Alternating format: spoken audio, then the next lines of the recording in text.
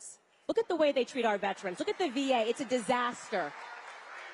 You mean to tell me that our veterans get one day and the LGBTQLM never-ending alphabet community gets an entire month?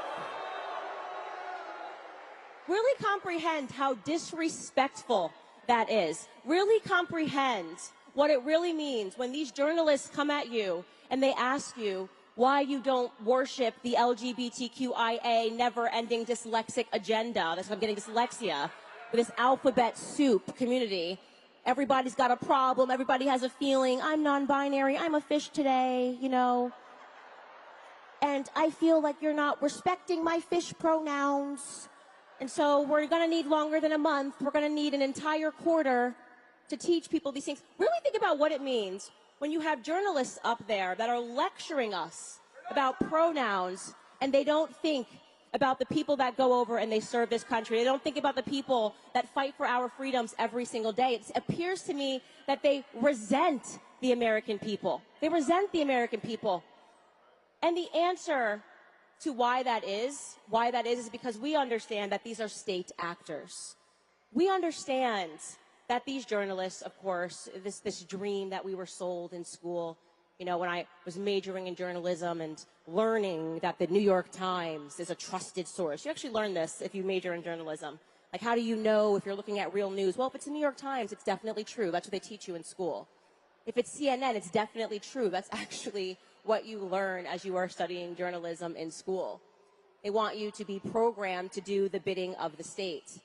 And when you go through that process and you recognize that these journalists are doing exactly that, they are protecting state interests. They are protecting the interests of a very small few at the expense of all of us. I think the worst thing is that it's not just at the expense of all of us. Now it is at the expense of children, right? Of children. You know, I get it. Sometimes it's hard really to comprehend what it is that the left is doing because they're insane. They're just insane. Every day, it's like they wake up and there's a problem, you know? You have to ask them, is there anything right? Is there anything right in your life? Is there anything you like about this country? Is there anything that's good about this country? No. Every day, they're arguing about things that we just did not have issues regarding growing up. I mean, who would have ever thought that one day we would be debating bathroom signs? They're not inclusive enough. You know, they're not inclusive enough. Now you go to college campuses and the kids are all being asked to write down all of their pronouns. That's what they're asking kids to do, to respect their pronouns and to make sure that the bathrooms have these preambles on them that say any person or species can go here. And you wonder, how did we get here? How did America get to this place? What are they doing with feminism? Encouraging women to act like men, right? Constantly telling women, brainwashing them in the school system to think that men are awful. The patriarchy is always out to get them. The patriarchy is behind every door. And encouraging women to act like men. Abandon your natural biological instincts. Abandon the concept of wanting to start a family and go climb the corporate ladder. And so women are pursuing those things to their own detriment. Women aren't happy. Women don't want to work 80-hour weeks and to make $35,000 a year just so you can say that you have a career. Because what? Beyonce said, like, you know, some feminist things, and Taylor Swift said some feminist things, and now you're suddenly on some sort of a program, and you haven't even stopped to look up and actually think about what it is that provides you value and what makes you happy. And then feminism is simultaneously telling our men to act like women? Does that make any sense? Have more feelings. Cry more. Comprehend toxic masculinity. All of these fruity phrases, right? There's something inherently wrong with being a man. Stop doing that thing when you're acting like men. That's what they're saying, right?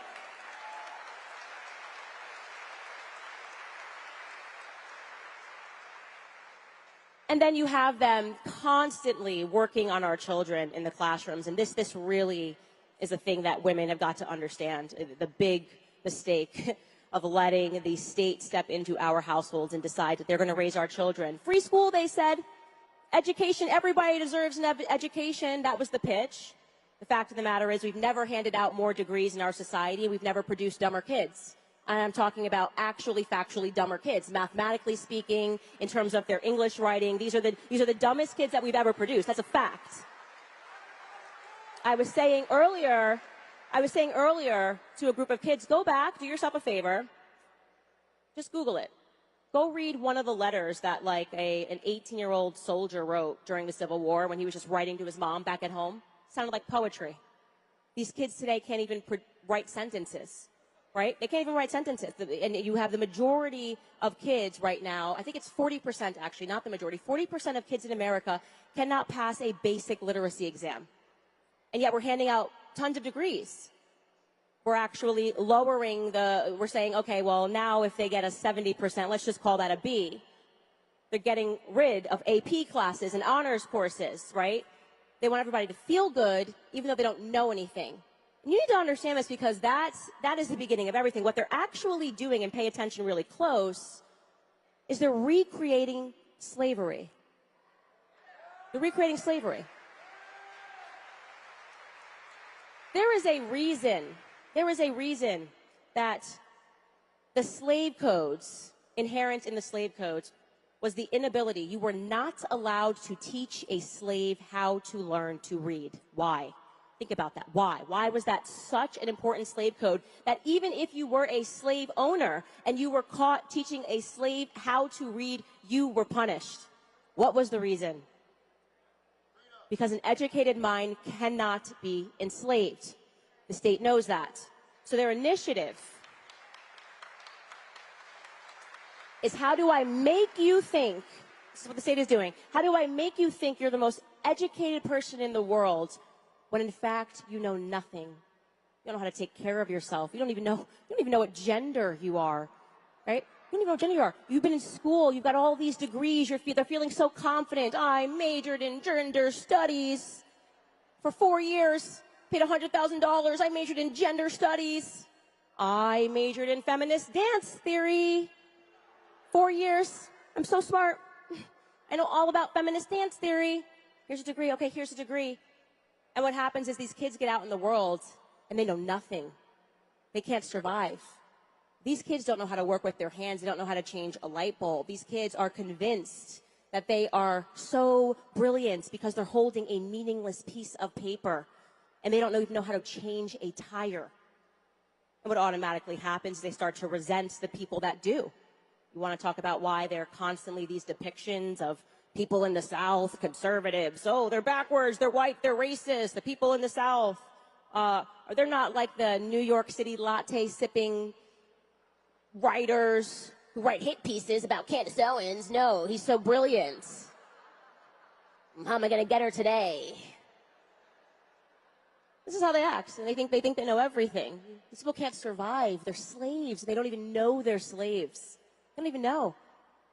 The greatest example of that is COVID. Man, if that was not a psychological test on America. Psychological test.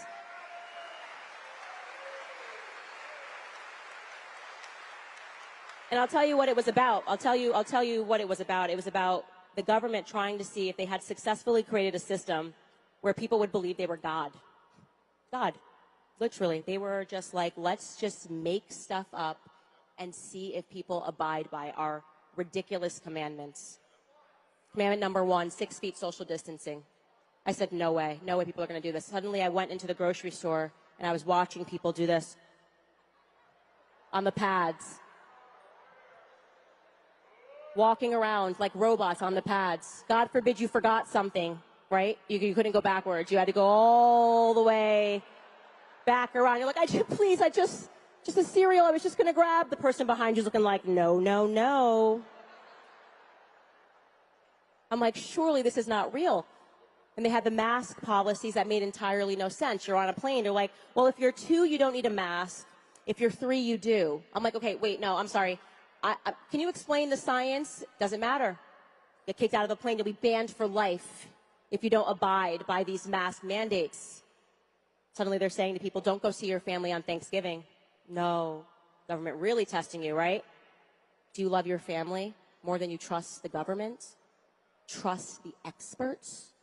trust Fauci, trust the state. And sure enough, people got in line. And then they wanted to see if you would give them your bodily autonomy. Would you make a sacrifice, you know? If we said it enough times, if we got enough of our little mockingbirds to just keep repeating these phrases, a true experiment in mass brainwashing, would you do it? Wear a mask, save lives. Don't go see your grandma. Stay home, save lives. And people were doing this. You should always pause and reflect on what a great evil that was done with the mainstream media complicit in this evil to allow people to die alone, to allow people to have side effects from vaccines, the censorship that took place online, people that were trying to communicate some of the side effects so people could at least make reasonable decisions, decide if they wanted to take the risk and get the vaccine. They weren't even allowing speech. Let me tell you something right now. Whoever it is that is calling for speech to be censored is a liar, okay? A liar.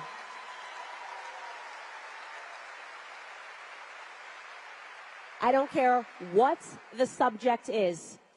You should be allowed to hear the debate. I do not care who the person is. You should be allowed to hear what they say because you know what? You're smart enough to understand what you are listening to.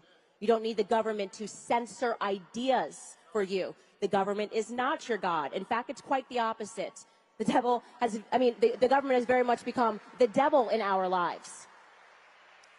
And speaking to that point, because now that we understand what it is that they are actually attacking, when you look around and you're wondering, what are all of these things that connect these various topics? COVID, you've got the freaking environmental lobby, right? The kids skipping school because they think the planet's going to die in 10 years, because they don't know it. They tell us all the planet's going to die in 10 years, right? We were all told in school we were going to die in 10 years. Global warming, global cooling, the ozone layer, acid rain, you know, they kind of pick a thing and then it doesn't happen. And then they just pick another thing. Trust the science, trust the experts, la, la, la, we got it. And you wonder, what's that got to do with the trans agenda? What's that got to do with the LGBTQIA never-ending month, the non-binary fishes that are walking around? What's that got to do with COVID? What's that got to do with the bathroom signs? What's that got to do with feminism? And the answer is simple. Family. The government is trying to destroy and corrupt the biggest guard against the government, stable families.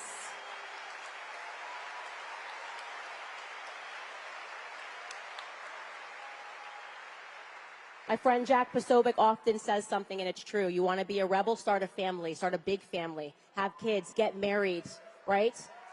That's the truth. You revisit those topics and you realize they are telling these kids who are afraid that the planet is going to be over, that it would be irresponsible for them to have kids. That's what's at the end of that ideology.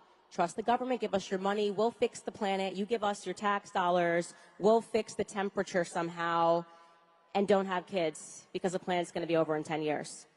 To the feminists, they say, well, look at the patriarchy. Wouldn't you rather just be a lesbian, right?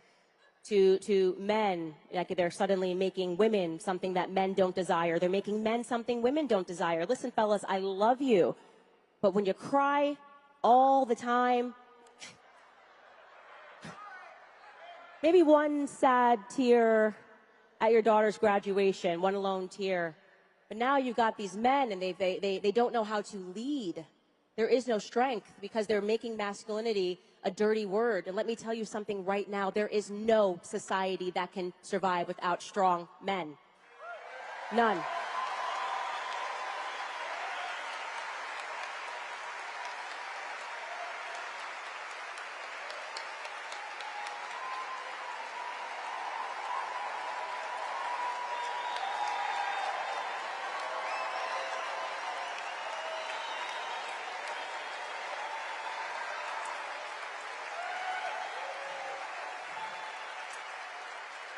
And the other half of that equation is understanding that women, these men are not our opposites. These are our brothers. These are our fathers. These are the men that we marry. We raise these men up. They are our sons. We cannot lose the opportunity to stand up for men, because it's going to take women understanding that men and masculinity and manhood are under attack for a reason. It is because the government knows the risk of what it means when there is a masculine society. Who do you think it is that is going to protect us from the government? Joe Biden casually said, I'm not kidding, the other day, casually said about guns, he said, doesn't really matter. I don't know why these conservatives want to keep their guns. By the way, I'm speaking English. He kind of mumbled. Mumble. But the point he got out was, who cares about guns? You guys would need F-15s, he said, if you wanted to stand up against the government. Boy, I'll tell you, I must have purchased 10 more guns that day. Unbelievable. Unbelievable.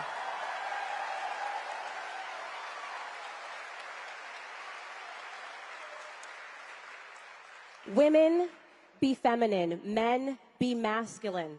Understand that the goal is to pollute us from coming together so that we can establish families. And to both women and men, when you do come together and you do start a family, for the love of God, put Christ first.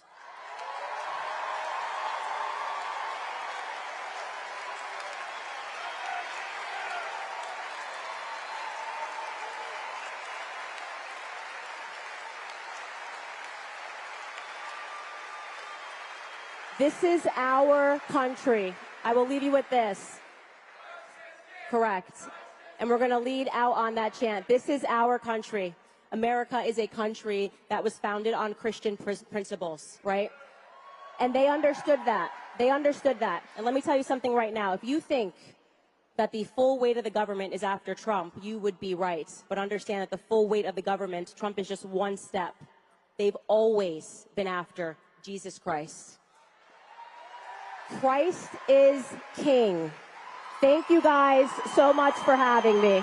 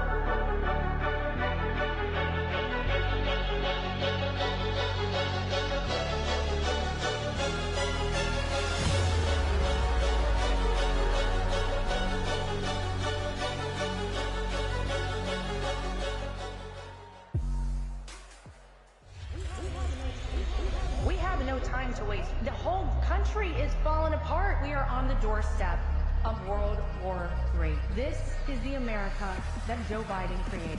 People want common sense. They want their life back, and they know who delivered it for them. We are fighting back stronger and stronger, and this movement is only getting started.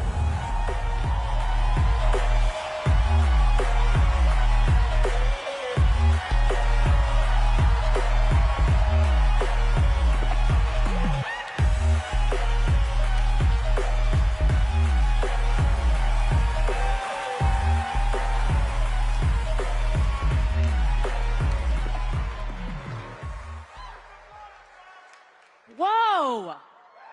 How we doing? You got a few people here, Charlie. Got a couple people. Wow. And, there'll be even more here tomorrow for President Donald Trump. Anybody excited to see Donald Trump here?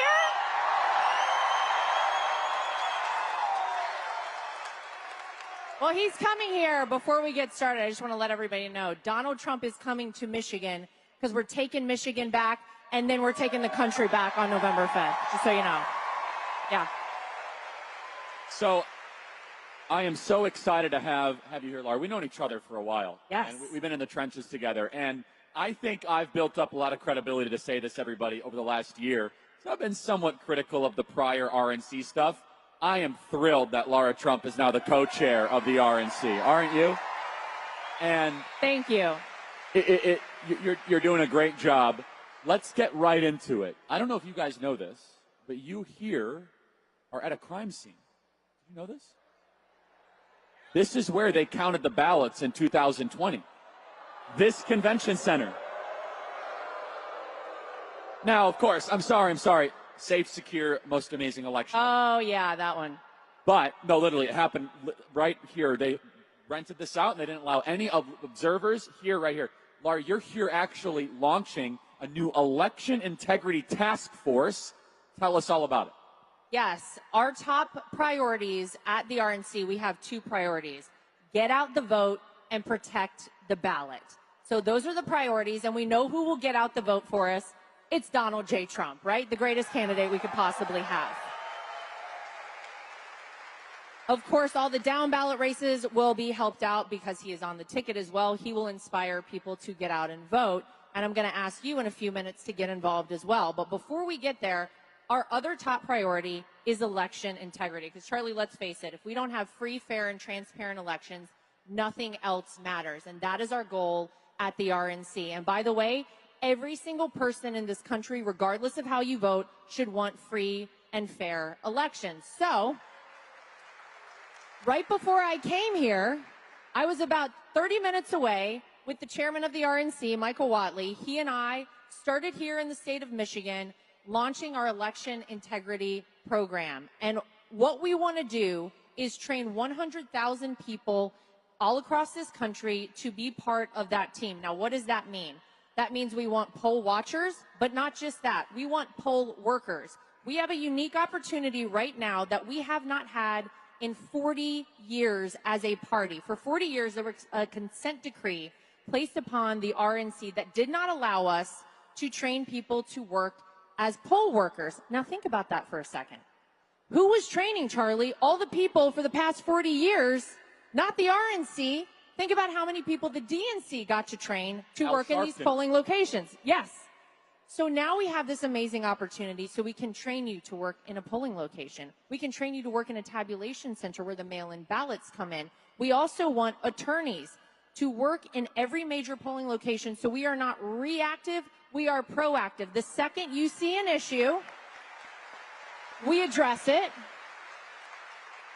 We're going to have war rooms set up all across this country and every state as well to deal with things as they happen, not days, weeks, or months later. So protectthevote.com is the website. Again, protectthevote.com. If you want to be part of our team, we will come to you and we will train you in your state, give you everything you need to know. Any lawyers in the audience or listening, if you are a lawyer, you do not have to be trained in election law. We will train you on exactly what you need to be looking out for. It will take a Herculean effort to fight back against all the nonsense and all the nefarious activities that we know happen out there. But this year is the year we do it. We are also sending a loud and clear message out there to anyone who thinks about cheating in an election. If you cheat in an election, we will find you, we will track you down, and we will prosecute you to the full extent of the law.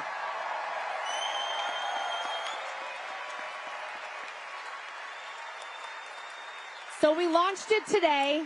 We're taking it all the way. The first day early voting starts all the way up until November 5th.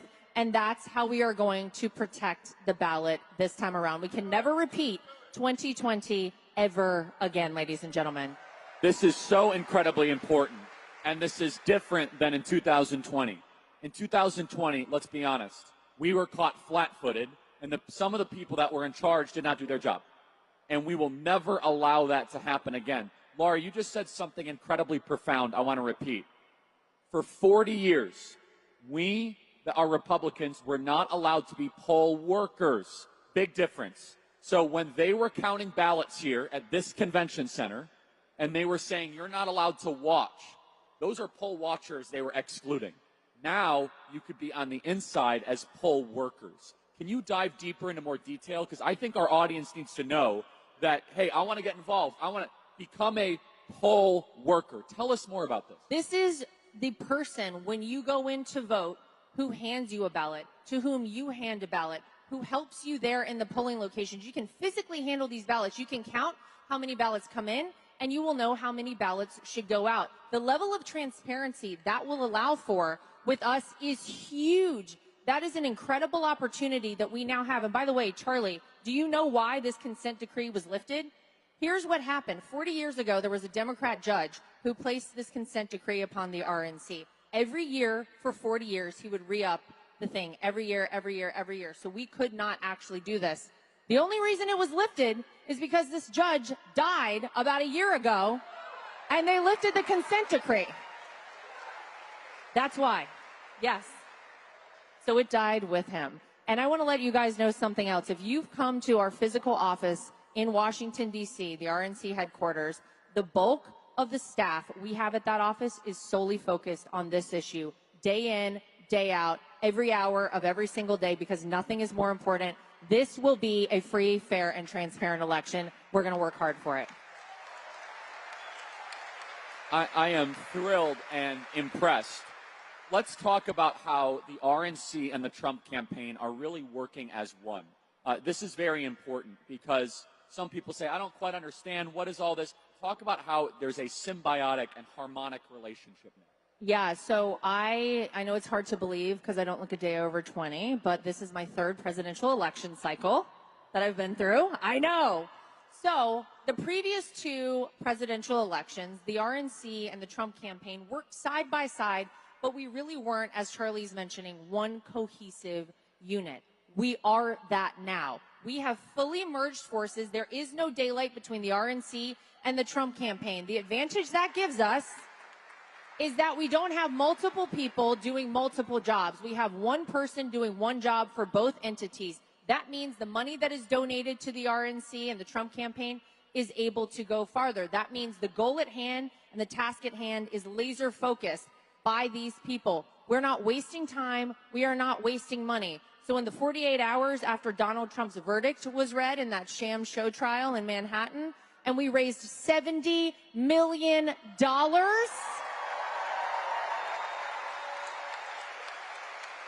that means that money goes further. We are working as one unit, and that is going to ensure success come November 5th as well. And every single person has a role to play here. And so another element of this is how groups like Turning Point Action and other outside groups are now able to work on door knocking and canvassing with the campaign. And we've been talking a lot about that openly. I think one of the greatest frauds, though, on the American people is our own people not showing up to vote. So it's a two-pronged strategy. We must secure the vote, but we also must make sure that every single one of our own people are registered to vote and to vote. And let me just be clear. If you're attending this event and you're not registered to vote, go to tpaction.com/vote and get that done in like 30 seconds. I mean, that is the least you can do. And I want to tell you a quick story and then throw it back to you, Laura. I live in Arizona. We have to win Arizona, by the way. It is mission critical to win Arizona. I am obsessing about it. And I started to see the data of how many people support us but are not voting or registered to vote. I found it hard to believe. So I'd be out and about at dinner, and someone would come up, Charlie, I see you on TikTok. I listen to your podcast. Can I have a selfie? And I'd start to ask, are you registered to vote? A shocking number of people who watch our content, who even wear Trump gear, are not registered to vote. Laura, can you talk about how we are doing fraud to ourselves if we stay at home, not vote, and not get our friends to vote as well? This is a must-win election, right? We all know that. It's palpable across the country what is at stake. It is not just our right as an American citizen. It is our duty to ensure that we get out and vote. And Charlie's exactly right. There are so many people out there who say, oh, yeah, I like Donald Trump. I support Donald Trump. But they're maybe not registered to vote, or maybe they are registered to vote, but they're a little harder to mobilize. They're what we call low propensity voters. We have just launched Trump Force 47. What that is a community effort. That means every person in this room, you can participate. We want neighbor-to-neighbor contact. Who better to talk to your neighbor than someone they already know, right? You have to identify a certain number of people, and that is your goal. You get them out to vote. Get your neighbors, get your friends, get your family, get your dentist, get everybody you know, I don't care, as long as they're voting the right way, out to vote. If you want to be part of this team, TrumpForce47.com is the website. All of us have a role to play. We cannot sit idly by on the sidelines in this election. I'm traveling the country as the co-chair of the RNC, and I'm honored to do it, but I have 2 young kids at home. They are 4 and 6 years old, and I can tell you it is very hard when I leave my children, but I'm out here doing it for them. Because this isn't about us right now. This is about the future of America.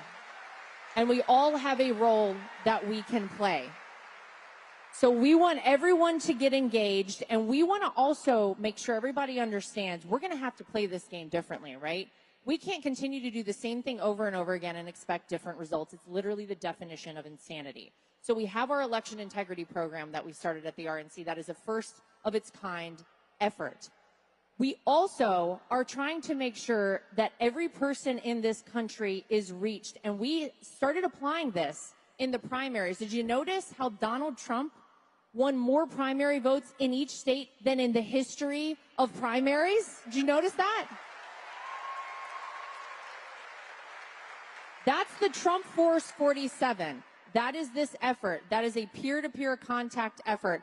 We can all get involved. We can all be a part of it, and we all must be a part of it to ensure victory on November 5th. And it can start as easy as this. Step 1, buy a MAGA hat. Step 2, go in public with that MAGA hat. I see a lot of them here. Right? No, yes. This is important. Step 3, someone comes up and compliments your MAGA hat. Step 4, ask them if they're registered to vote. If they are not, show them how they can get registered to vote. tpaction.com/vote or whatever. You can draw people into conversations in public places, and they can register to vote right there, and you show them how to do it, and they're the one registering, and it's incredibly important. Low propensity voters will make or break the future of America. Well, can I comment on that very quickly? If you think about what this election came down to in 2020, it was really literally thousands of votes that this came down to. And so another thing we're going to have to attack differently is things like legal ballot harvesting, which we are going to do all over this country. If the Democrats can do it, so can we. We got to fight fire with fire. We also have to start encouraging people to vote early. And let me tell you why. I know as Republicans, we want the perfect ideal day. We want one day of voting. We want paper ballots, and we want voter ID. I want that too, and we can get there. But we've got to play the hand that we're dealt right now. And the hand that we're dealt is that we have an election season. And so what that means is that we want to make sure you get your vote in. Think back to the election that Kari Lake had in, speaking of Arizona. We literally saw a voting precinct on election day. This was a red district. We know how these people would have voted. They would have voted for Kari Lake. That entire precinct shut down because the machines stopped operating. Line wrapped around the block on election day. None of those people got to vote. You could argue Kari Lake may have won her election had that not happened. So what do we want from you? We want you to get your vote banked. We're taking care of the rest at the RNC. We are ensuring that that vote counts. However you can vote, early vote, mail-in vote, whatever you need to do, get your vote in as early and in whatever way you can. And then you take every day from that moment up until election day, taking somebody to go vote. Take your friends, again, take your family, drive them in your car if you have to, buy them a sandwich if you have to, after we know the Democrats love to do that. Whatever you need to do it and get them to go vote. And then what that does for us on the other end is it allows us to use our resources to target the rest of those low propensity voters. We don't have to worry about your vote. You don't have to worry that you're going to have a voting precinct, breakdown, that you're going to have life happen. Your kid gets sick. You get called into work that day. Whatever it is, bank your vote and then take someone with you to go vote every day from that point on. And also, some of you might not know this. You can vote early in person. It's called in-person early voting. Which you might think the only way to vote early is by mail-in voting. Wrong, yeah. You could do in-person early voting, which, by the way, that form of voting, Republicans in Florida win 80% of in-person early votes, and it's one of the reasons why Florida has become such a deep red state. Now, hear me out. I have been a late convert to what Laura just said, but I believe everything because I saw it with my own eyes. I showed up at my local precinct in Scottsdale, Arizona at 8 a.m., ready to go vote in person. And I said, boy, these lines, they're so long. Kari's going to win. And why are the lines so long? No one's moving. 2-3 hour waiting lines, people getting out of line with disgust. Oh, forget it. All the machines failed. Now, I think it very well might have been intentional, but that's a separate issue. Where half of our precincts on voting day were sabotaged. Half of them. So you have to think to yourself, would it have been better if some of those people would have voted in person and early the days that were followed before? You see, we have to adjust and adapt our game plan. And if you say, Charlie, I'm willing to wait 4 hours in line to vote for Trump on game day, God bless you. You are a 4 out of 4 voter. I'm not here to debate. But hey, if you might have sick kids, like Laura said, if you might have to go bring kids to a soccer game, let's think about this. The state of Georgia was determined by 11,000 votes in 2020. Arizona was determined by 10,000 votes. Wisconsin was determined by 21,000 votes. If he would have been declared the winner, we know what really happened, would have been declared the winner in all 3 of those states, he would have served as another term as president. Let's now think about this as we go forward, especially low propensity voters, people that say, I don't know if I'm going to vote at all. They definitely won't show up on election day, everybody. They're the ones that are the least likely to vote. They're the ones that we definitely need to try to get into the early voting model and drive them out. Laura, in closing here, what is the message of this campaign? What is the message you are bringing forward against Joe Biden, drawing contrast? What are the top points you want our activists to bring back to their communities? We have an amazing opportunity right now that we've never had in modern American history, which is you can compare 2 presidents and 2 presidencies. And I think it's about quality of life at this point. And everyone, everywhere in this country, I don't care where you live, I don't care what job you do, you have seen your quality of life decline since Joe Biden became president of the United States. It was $1.87 a gallon to fill up your gas tank when Donald Trump was president. That was the national average. We had a secure southern border when Donald Trump was president. We had a peace agreement signed in the Middle East instead of wars in the Middle East. You had trade agreements signed with Mexico, with Canada, with China. Peace talks with Kim Jong-un to denuclearize the Korean Peninsula. Peace through strength. That was the motto of Donald Trump. We had a robust and able-bodied military who was battle-ready on day one.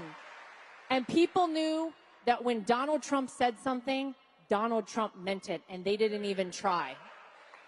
So you have to make that contrast for people out there, because there are some people who watch the wrong thing out there, get their news from the wrong information sources, and they've been bamboozled a little bit, shall we say.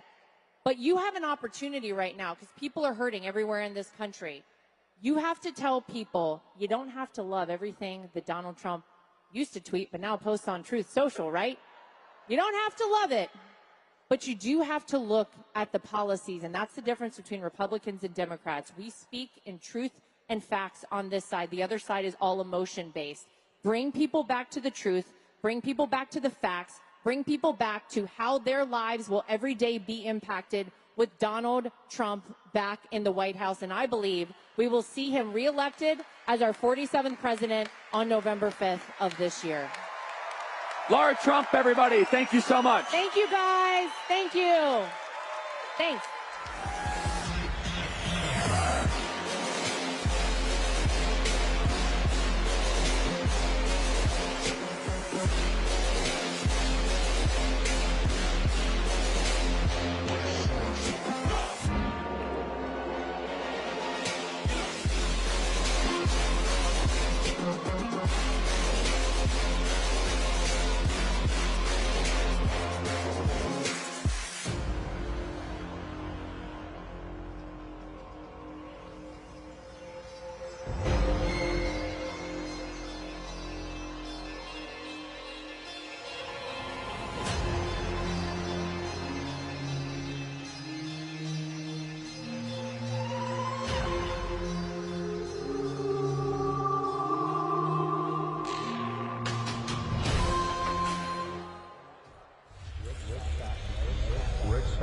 never failed to deliver. Their administration is absolutely lawless. So it seems to me the Democrats have no problem voting to keep this border crisis going and blocking every attempt that Republicans make to stop the crime and secure the border. We ought to come together and start talking about what we believe in and then fight for those things. It's time to cowboy up and fight like hell to turn this country around.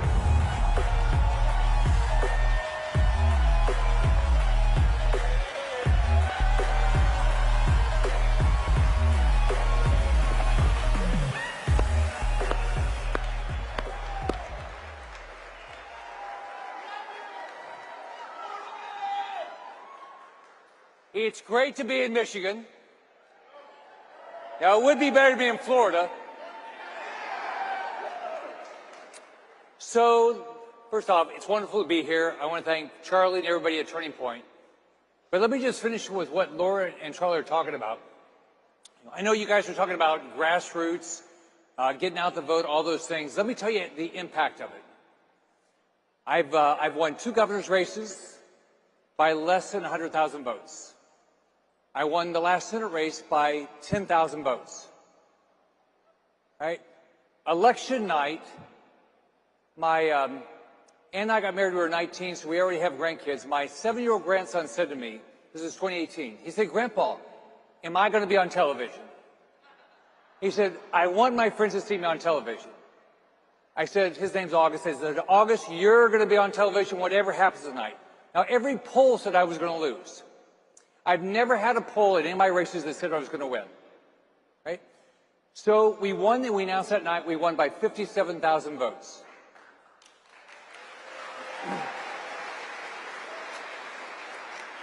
That's the good news. Now, let me tell you what happened. The next day, Mark Elias, the Democrat lawyer, flew down to Florida. He said, "I don't care what the votes are. We're going to win through the courts." If it hadn't been for 7,000 volunteers, poll watchers, people watching the polls, we went through 3 recounts. If people hadn't shown up, and they actually showed up from all over the country, we would have lost. So what Laura's talking about, what Charlie's talking about, we've got to get our votes out early, bank every vote you can, bug the living crap out of everybody. So go vote early. If you can vote by absentee, go vote. Don't wait for Election Day. Tell them all those emails, all those texts will end if you vote early. And get our votes and win these elections. That's how we're going to win in 2024. If we don't fight like hell, we're not going to win. So I hope you listen to what they said, because it really matters. Now, look, I think it's great that we have all these conservatives in Michigan. I think maybe your governor up here could learn a few things. Look, she loves Florida. I mean, don't you remember through COVID? I mean, she told everybody, she demanded, warned everybody, do not leave the state. She shut down all the businesses. She shut down the whole economy. And she said, "I'm staying right here in Michigan." She didn't. She came to Florida. She came to Florida after she lied and said she was staying here, but she said, oh, and you know how she got there? She took a private plane that she never paid for. And finally, when she got caught, she said, "It's okay. I was just meeting with relatives." What a hypocrite. So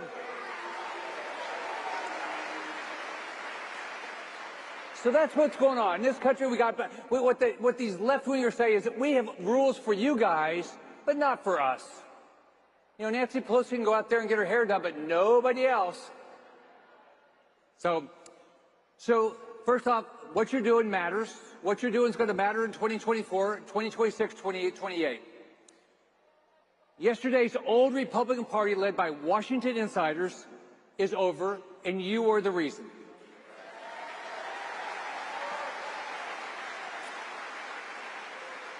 Now look, all these Washington insiders, when they go run for office, they're the most conservative people that you can imagine.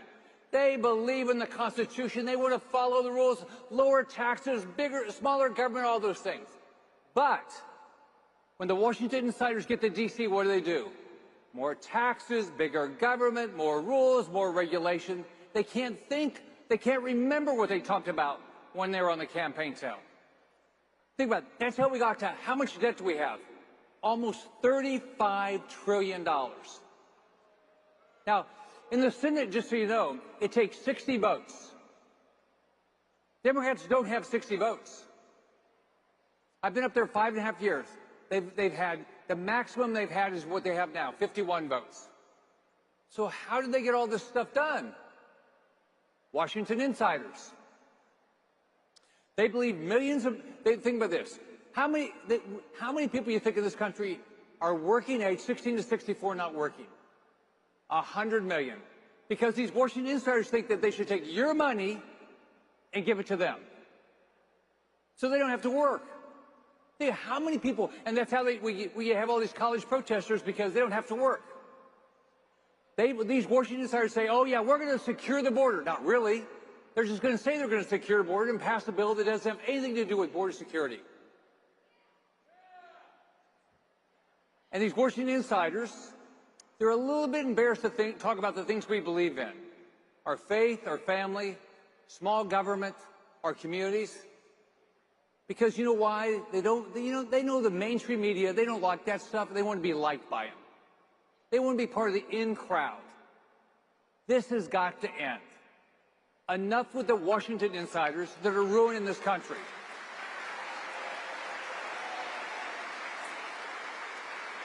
Now,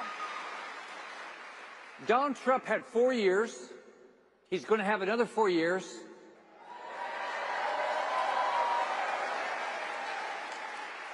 What's going to slow him down?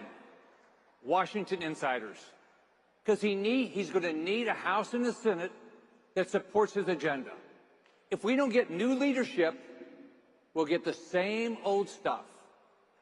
More spending, more debt, higher interest rates, higher inflation.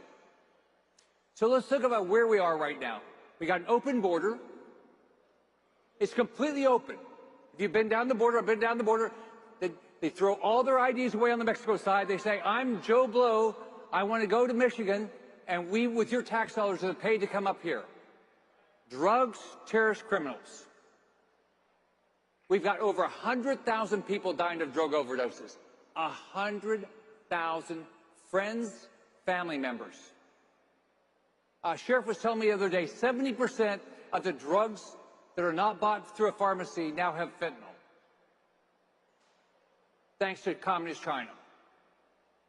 Communist China, we buy our drugs from them, we buy our households from them, we buy everything we can from them, and they are trying to destroy our way of life.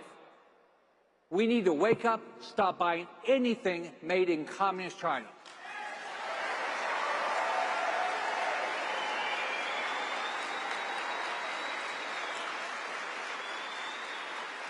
So, how many of you, now look, Biden tries to say that, oh, inflation, oh, it's down, right? Have you been to the grocery store lately? Bought gas? Bought a house? Look, how do normal people afford to live in this country? What's causing it is this massive government spending that causes inflation, causes interest rates to go up, and then Joe Biden trying to kill our fossil fuel industry so gas prices go up. This has got to end. Now, did you guys remember the withdrawal from Afghanistan? Okay, so how many people you think came to this country on those planes? 77,000. How many were American citizens? 5,000. How many had special visas? 2,500. Did they vet any of these people? No. I'm sure there's some wonderful people, but we have no idea who we brought in. They don't know where they are, but you paid for them. And by the way, we lost 13, right there at Kabul Airport, we lost 13 service members. Has anybody been held accountable in the Biden administration? Nobody. Look at our military. They're focused on pronouns. While Communist China is building military ships faster than we are, right? Communist China is building a military way bigger than ours, and what's our military leadership doing? We're good at pronouns. This is crazy. Think about this. We got men playing in women's sports, so they're destroying women's sports, paying people not to work. We got crime rampant. No, they go prosecute Donald Trump. But boy, if you go beat up a cop, nothing happens to you. So when I was a kid, I was worried enough if I did anything wrong about my mom, but I knew something I'd be held accountable, right? But not anymore. We're appeasing dictators all over the world, Xi in China, Cuba, Venezuela, Nicaragua. They can do it, Iran, name it. We appease them, and then we wonder why, wonder why the left is taking over the world. We got Jewish students scared to death to go to their campus, while the leadership of these elite institutions protect these protesters, which makes no sense. At GW University, so I tried to go meet with the Jewish student leaders, with the president. She still to this day has not met with the Jewish leaders, student leaders. But those protesters, they were all fine. Look at housing now. Price of housing is way up. Interest rates have skyrocketed. If you bought a house for $500,000 the day before Biden took office, for that same house payment, you could only buy about a $175,000 house today. Young people are never going to be able to buy a house. Look at tuition in our universities. By the way, Florida has the lowest tuition in our university system in the country. #1 public university system in the country. When I became governor in 2011, we stopped all tuition increases. I thought tuition was supposed to be low to make sure everybody could get an education. But now tuition over $50,000 a year, and what, you can get a $20 an hour job. It's crazy what's going on all across the country. So here's the deal. We can say, oh yeah, this is all because Democrats are in charge, and they are. They got the White House, they got the Senate, they had the House. But guess what? Our problem is we have Washington insiders and leadership that have gone along with Chuck Schumer. It takes 60 votes. We have Republicans in the Senate that are caving to Democrats for all sorts of horrible bills. Now, remember this so-called infrastructure bill that was a Green New Deal? That required Republican votes. Guess who gave it to him? Mitch McConnell.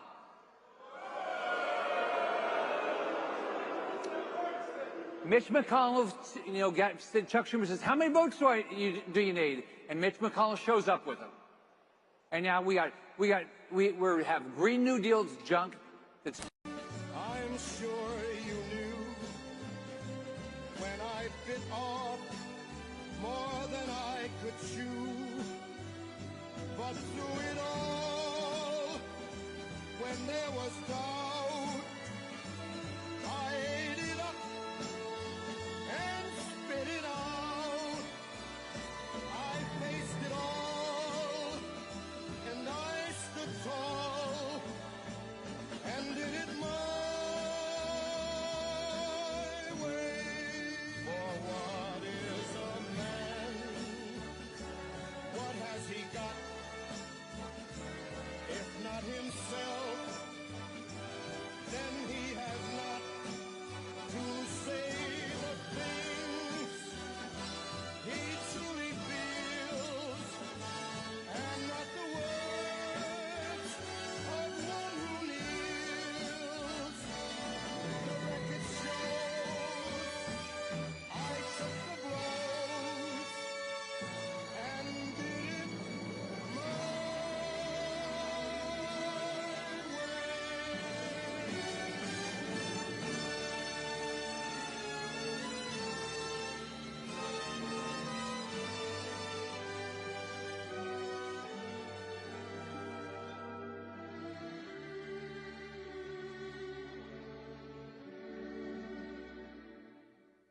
Yes, it was my way.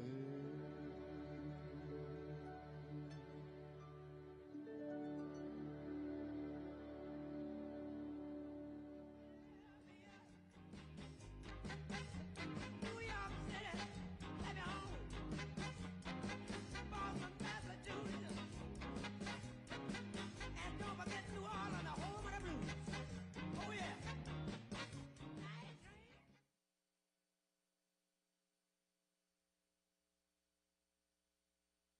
Ladies and gentlemen, please welcome to the stage President of Club 47, Larry Snowden.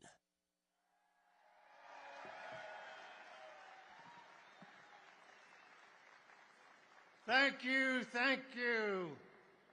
Welcome, everyone. When we were here last October, some of you complained about the sound system, said we didn't have enough sound. Did we fix it? Okay, thank you so much. Thanks for coming tonight. This is Club 47's largest event, so I'm going to ask you to find your seats. We've got quite a lineup of speakers coming up right behind me, and I would appreciate it if you find your seats and give these great people your attention. Budget in 20 years. We are going into default on our debt. We had lost 800,000 jobs in 4 years. We had a big budget deficit walking into the race. We were going into default on our debt. It was not as big as responsibilities of the federal government. Every problem we had fiscally, we had it in Florida. And guess what? We fixed it. Not one person, all of us together. I got a great legislature. I got a great business community. I got great mayors and county commissions. We did it, and we changed the state. And now people want to move there. So here's where we are. You can make a difference. This group by yourself, if you think of this, remember the numbers that Charlie just talked about, how the number of votes it takes to win? So many of these states, we lose by 10 or 15 or 20,000 votes. You can get that many votes. Every one of you can impact 500 votes. And if you work the whole time, you'd impact way more. Every one of you can be a poll watcher and make sure there's no fraud. So the way you win, here's the way we're going to win. If you want to, I'm running statewide in Florida as an example. I'm going to get all the Republican and all the independents and all the Democrats that vote for me, that vote for somebody in the local race, for every school board race, every mayor's race, every city council, everybody that votes for them, everybody that votes for a Republican, I'm going to get their vote. So if I want to win, I want all those people to win. If you want Trump to win, and we want Trump to win badly, we've given so much power to the president, Trump has got to win. But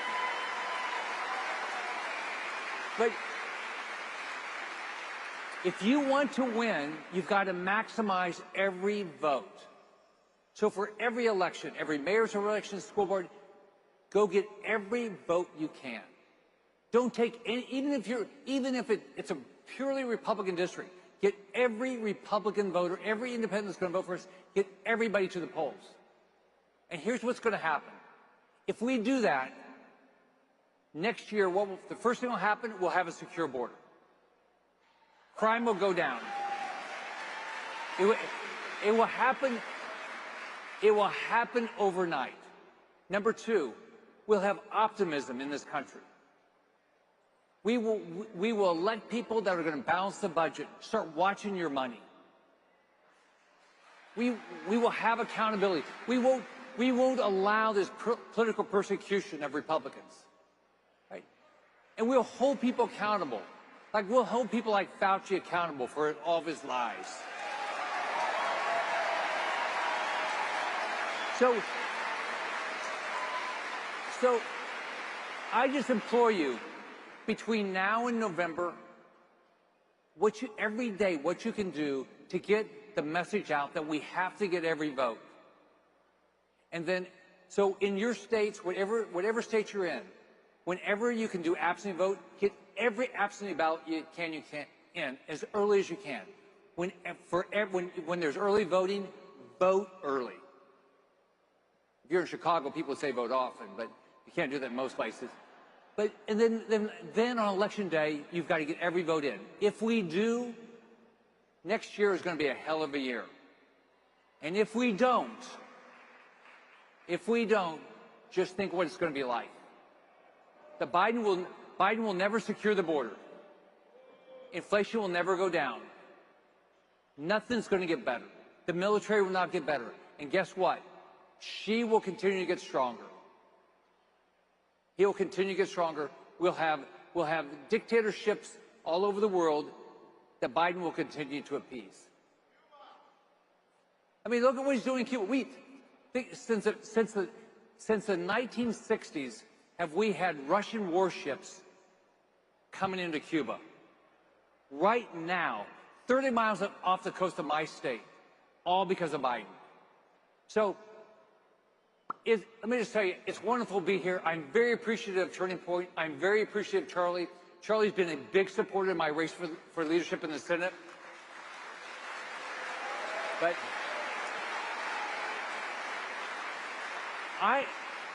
I'm doing this for one reason. I've been blessed. I was born to a single mom. I grew up in public housing. I grew up in a country that my mom could legitimately say to me, I don't care that we don't have any money. You can be anything. That's a hell of a country.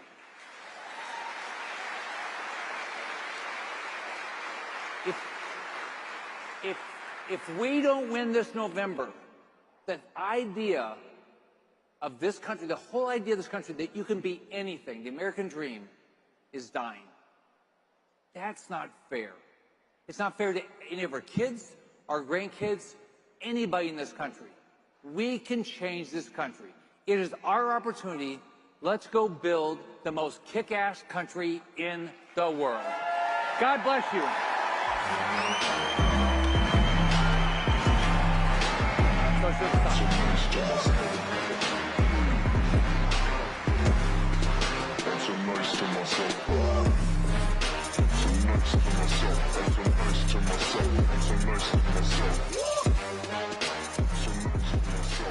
Did you drink your water today? What if your choice of water could make a statement? What if it could symbolize your commitment to values like freedom, individuality, and self-reliance? Freedom 2.0 water isn't just about what's inside the bottle. It's about the message it sends with every sip.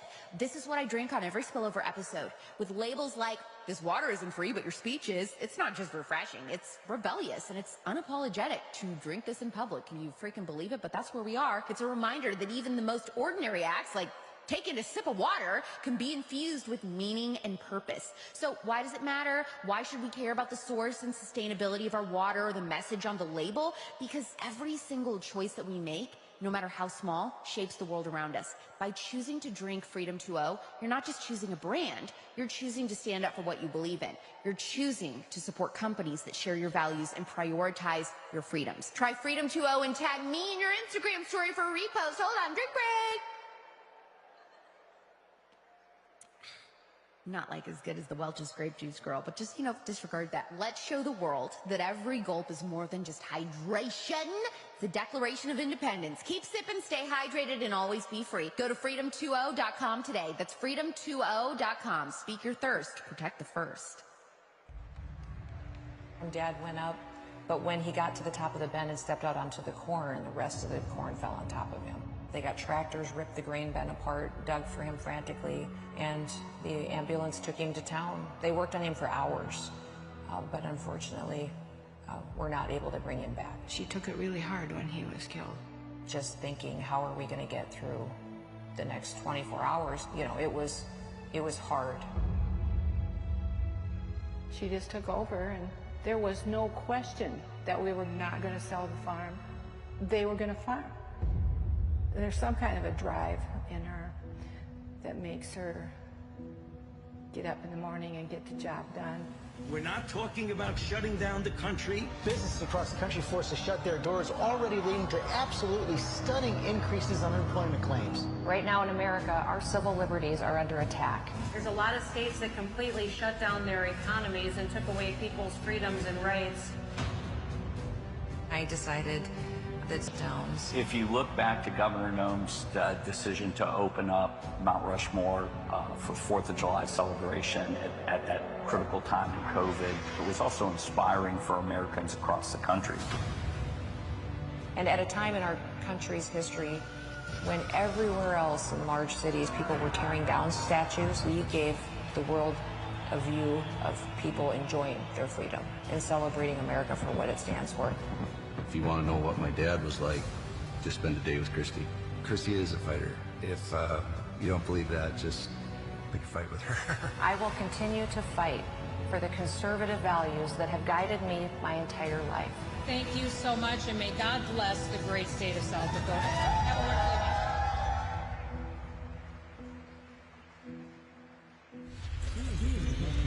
She is the first woman to be a governor of South Dakota, plus she spent time in Congress and the state legislature. I think America needs to wake up. We have our enemy among us. The only thing necessary for the triumph of evil is for good men to do nothing. I've never seen a solution come out of the federal government that actually made something better. We are going to start fixing what's broken and make sure that we're putting America first again.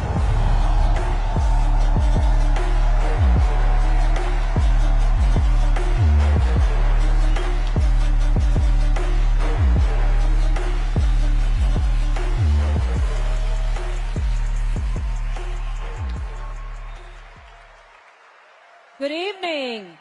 How are you guys? You look fantastic. Oh my goodness, Turning Point. Are you ready to make America great again? Yes, you look like it. Listen, I'm standing here today. My name's Christy. I'm the governor of the great state of South Dakota, as you just saw. And I am 100% convinced that our best days are still ahead. Our best days are still ahead. Do you want to know why I have that kind of confidence? I want to tell you, this last week I had the chance to go to Ellsworth Air Force Base. That's the Air Force Base in South Dakota that has the B-1 bombers. The B-1 bombers are the platform that protects this country right now. In fact, those bombs that we dropped in Iraq and Syria recently, they were my guys, my airmen out of South Dakota, running the B-1s, taking retaliation for the bloodshed that was brought on Tower 22 and vindicating for the lives that were taken. And they said they delivered the pain and anguish back for the Americans that were killed to those who attacked us and stood for our freedom.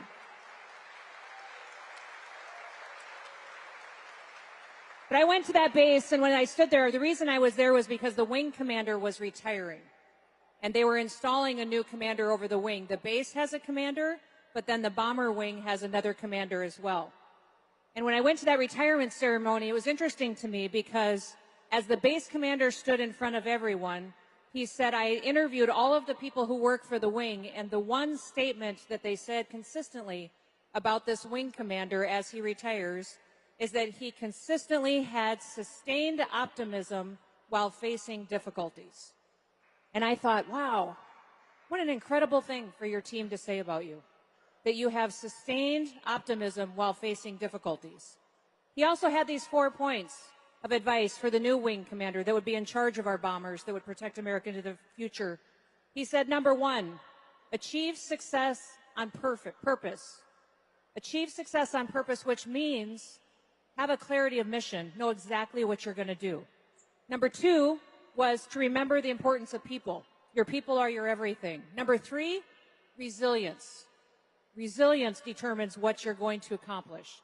And number 4, make productive mistakes. Create an environment where people are willing to take a risk, that they know that they'll take a risk to get ultimate success and know they'll be supported in that. And then when you make a mistake, learn from it. Those 4 pieces of advice I thought were incredibly powerful for us in this next election cycle.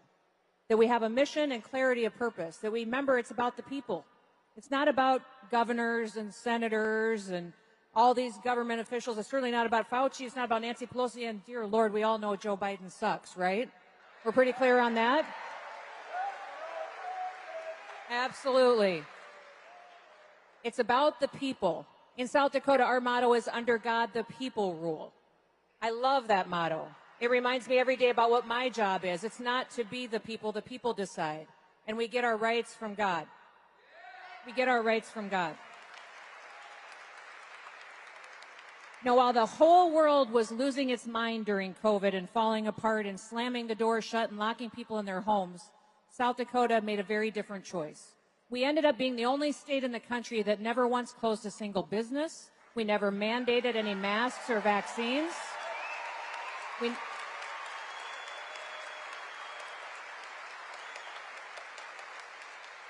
I never even defined what an essential business was because I don't believe the government has the ability or the authority to tell you that your business is an essential. We also were the only state in the entire country that didn't take the elevated unemployment benefits. We said, thank you, Mr. President, for the flexibility, but our people want to work. And they did. They worked the entire time.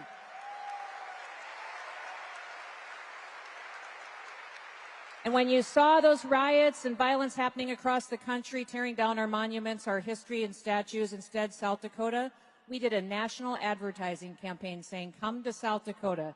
And specifically to our law enforcement officers, we said, if you want to be respected, come to our state. We'll wrap our arms around your family. That very first week, we had over 800 law enforcement officers say, we want to come to South Dakota in 1 week and move there with their families to be a part of our way of life.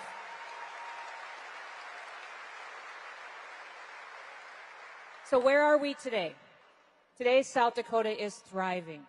We are growing like crazy. Hundreds of businesses have moved to our state. Thousands of people have moved to our state. We have a AAA credit rating. We have a fully funded pension plan. We've had historic revenues. We've paid off all of our debts in our technical schools and our universities. We've built roads, bridges, and dams and railroads. We have put more money into reserves than we've ever had before. Incomes have gone up over 30% since I've been governor in our state. People have more money in their pockets. And remember, in South Dakota, we don't have an income tax. We don't have a personal property tax. All we have is a 4.2% sales tax. And last year, we made the largest tax cut in South Dakota history and gave more money back to the people because it's their money. It's not the government's money.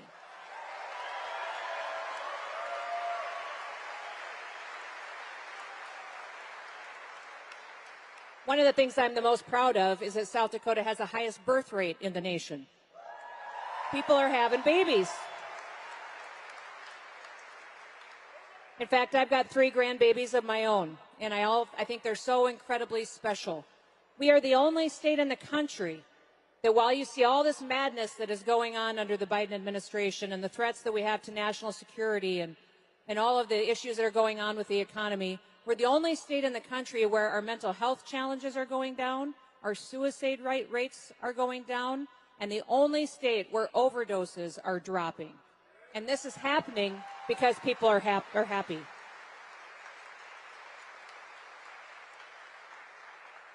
People are happy because they're free.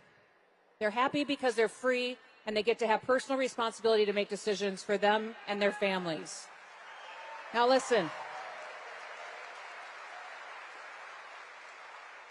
I believe in order to have sustained optimism in the face of difficulties, that you have to have somewhere to look to.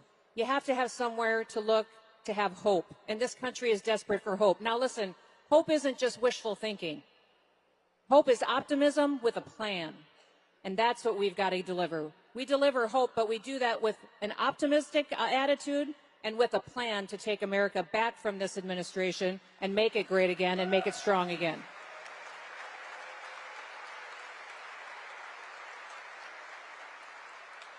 So yes, I've been bold. I have done some things in South Dakota that have led the way. First state to ban TikTok, and then other states and the federal government took action as well. Was the first state to go forward and to ban having a central bank digital currency and took action, and other states have followed ever since that. I was the first governor to send National Guard to the southern border. When Governor Abbott asked for help, I said South Dakota will be there right now.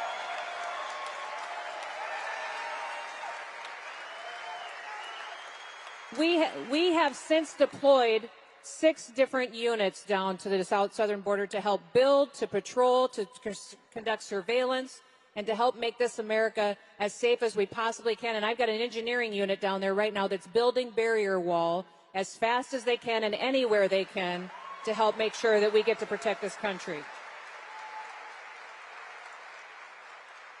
We also passed the strongest bill in the nation to protect girls' sports. And since then,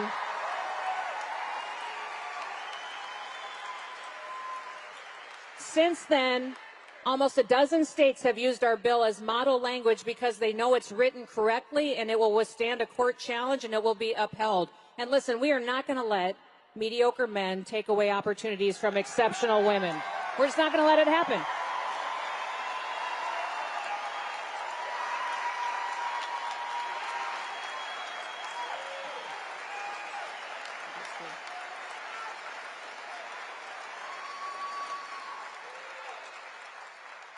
I had someone ask me not too long ago, they said, Christy, how do you make your hard decisions?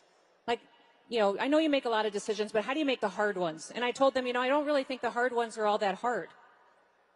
I said, they're actually pretty easy for me. I'm a decision maker. I said, my whole life growing up, being raised by my dad who was a cowboy, on our ranch there wasn't any girl chores or boy chores. There's just work to be done and we all did it together.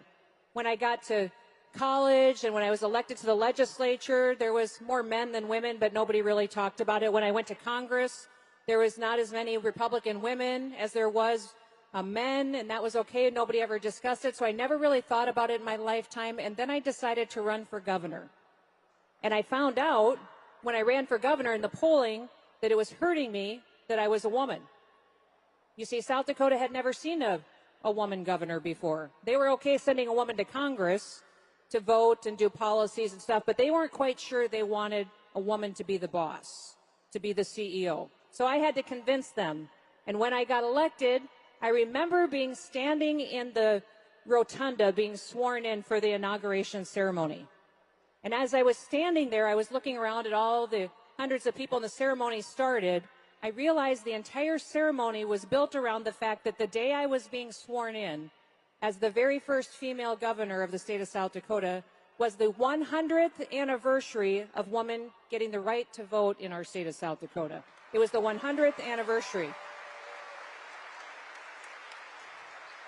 And they kept talking throughout the ceremony about how historic this was. That just 100 years before that, women couldn't even vote, and now 100 years later on that anniversary, we were swearing in the first female governor of the state of South Dakota. And I was standing there, and for the very first time, I started to get nervous. I started to think, oh my goodness, this is historic. This is kind of a big deal. I better not screw this up. But then I went and I put my hand on my dad's Bible, and I raised my right hand, and I took my oath. And when I was saying my oath back to the Chief Justice of our Supreme Court in South Dakota, I realized I was making two promises. The first promise was to uphold the Constitution of the great state of South Dakota. The second one was to uphold the Constitution of the United States of America.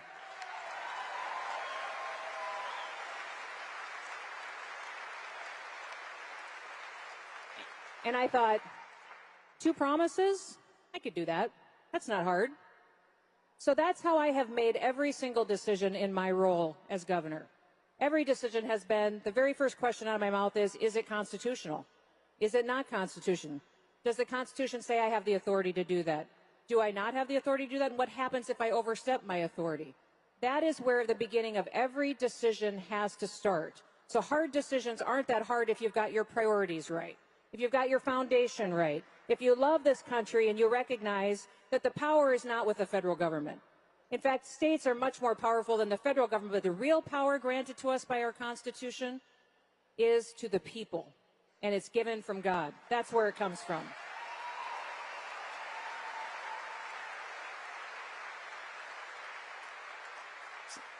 So we've got a very weak president in the White House right now.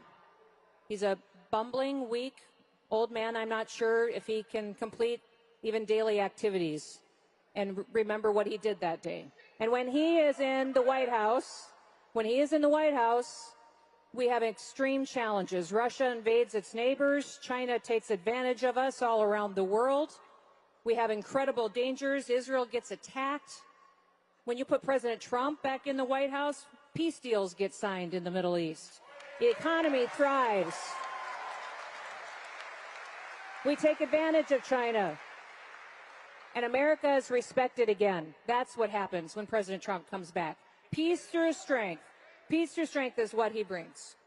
I'll give you an example. I was in Wisconsin recently doing some events for President Trump, talking to women and independents and different groups and people. asking them to get engaged and to think about this next election cycle. And I was talking with Kevin. Kevin was the youngest person to be held hostage by Iran back in the 80s when Jimmy Carter was president. Kevin and the rest of those Americans were held hostage by Iran for 444 days while Jimmy Carter negotiated. They were released on the day Ronald Reagan was sworn into office. Iran let them back.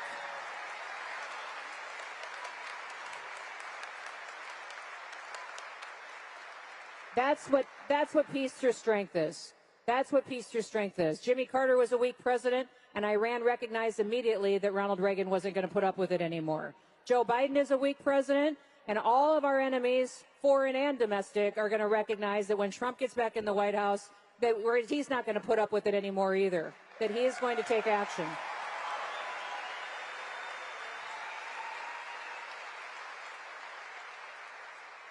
He will give us economic strength, a secure border.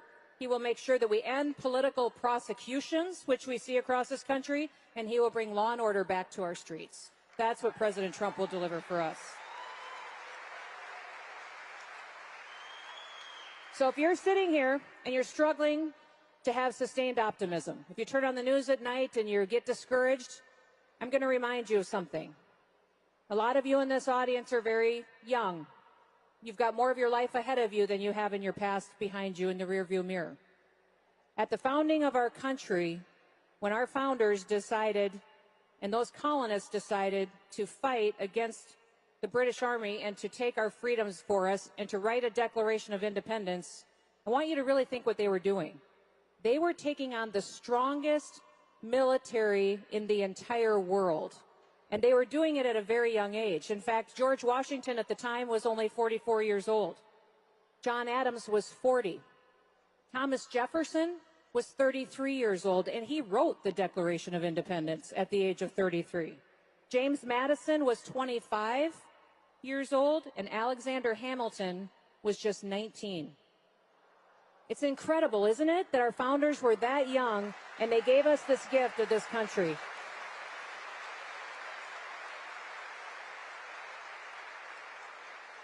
Now, they were taking on the strongest military in the world, and those colonists went and picked up their personal hunting rifles and their muskets and decided to go fight for freedom.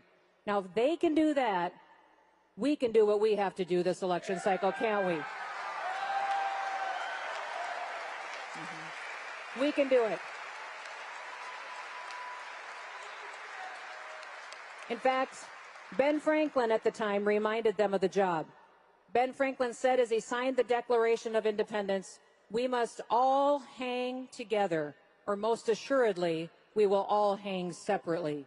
They knew the risks, but they took on the fight anyways and did it for us. They gave us the greatest gift in human history, this experiment of a republic, if we can keep it. If we can keep it, and now is the time. They fought, and let's not lose it on our watch, okay? Be all in with me. I'll tell you one last story before I leave. Years ago, I had a lady walk up to me, and she said to me, "Christy, my name is Sherry." And she said, "You don't know me, but I own a pearl store." And I said, "Really? You own a pearl store? It's all filled with pearls?" She goes, "Yes." And I said, "Well, why do you only sell pearls?" And she said, "I sell pearls because they are the only precious gem that is made from a living creature." She said, "All other precious gems are created a different way, but pearls are the only ones created by a living creature. And in order for that pearl to be created, that oyster has to go through something hard, something that causes it pain and is uncomfortable, and it's challenging for it. But it takes that hard, challenging thing and turns it into something beautiful, something that's precious." Since that day, I've always worn pearls. I've always worn some pearl on me somewhere to remind me that, yeah, life can be hard. There can be challenges. People will attack you, and maybe you've seen a few attacks on me lately. They just seem to keep coming. I think they're scared of me. I think that's the problem. Attacks will come, but I will tell you one thing. If you take the hard things in your life, if you take the hard challenges you see and the challenges that are facing this country, we can take that and use that to keep perspective and turn it into something precious, something beautiful, keep this country great so that our kids and our grandkids have something that they can enjoy just like we were blessed with when we were born in the United States of America. It's going to take work, but I will tell you, sustained optimism while facing difficulties is something we can all be very proud of. Yes, it looks difficult out there right now. Yes, the world looks unstable. Yes, we have a president in the White House that is endangering our country. This election cycle isn't about Republicans versus Democrats, liberals versus conservatives. This election is about people who love America and those who are trying to destroy America. That's what this election cycle is about.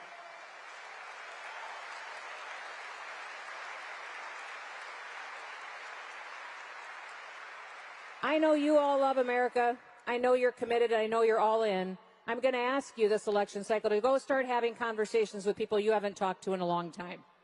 We all understand the mission in this room. This is your mission and your pep rally and your talk on what you can do and go out. It is clear to me that there are people in this country that we are not winning their hearts and minds. We are right on our policies. We are right on our values. But we have to win their hearts and minds too. So I want you right now to think of someone that you have not spoken politics to for a while because they've offended you. Or maybe they won't talk to you because you've offended them. Well, get over it. Get over it and go talk to them. Have a conversation. Talk to them. Because we have to start asking them questions about their lives and what we can do to show them that all you have to do to see that leadership has consequences is look from state to state to see it mattered who was in charge. Look at what happened when President Trump was in the White House versus when Joe Biden was in the White House and how dramatically their lives changed. How much their energy costs have gone up, how much their grocery bill has gone up, how much more dramatically dangerous their life is now and unstable the world is because we don't have a strong leader. Those are the conversations you need to have. Somebody told me this world that is addicted to being offended, and I think they're right. We love to be offended by people, don't we? We just, oh my gosh, I can't believe they said that. Oh my goodness, it's a horrible thing to say. Well, get over it. Every day people are going to throw offenses out at you. You're the one who decides if you want to pick it up and carry it around with you. But then you're the one who's carrying the burden. So let's go have those conversations and remember that we are more blessed than 99% of the people in the world just because we woke up this morning in the United States of America. What an incredible blessing that is. But when we do that, we will win. We will win, and we will win big. So may God bless you, and may God continue to bless the great United States of America. Thank you, everybody.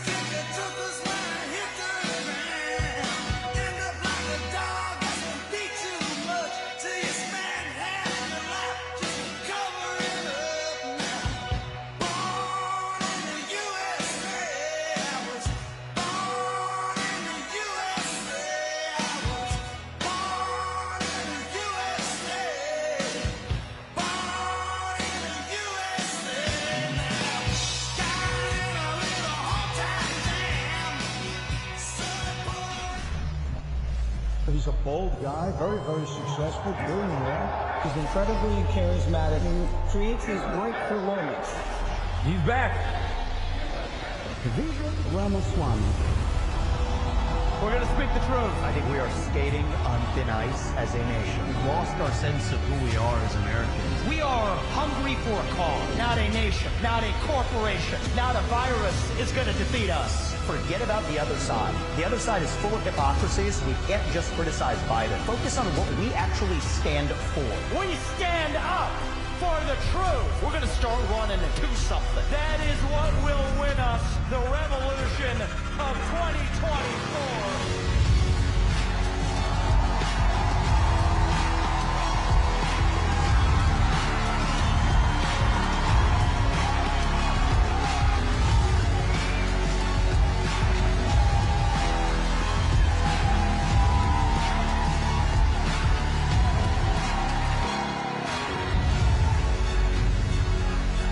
USA, USA, USA.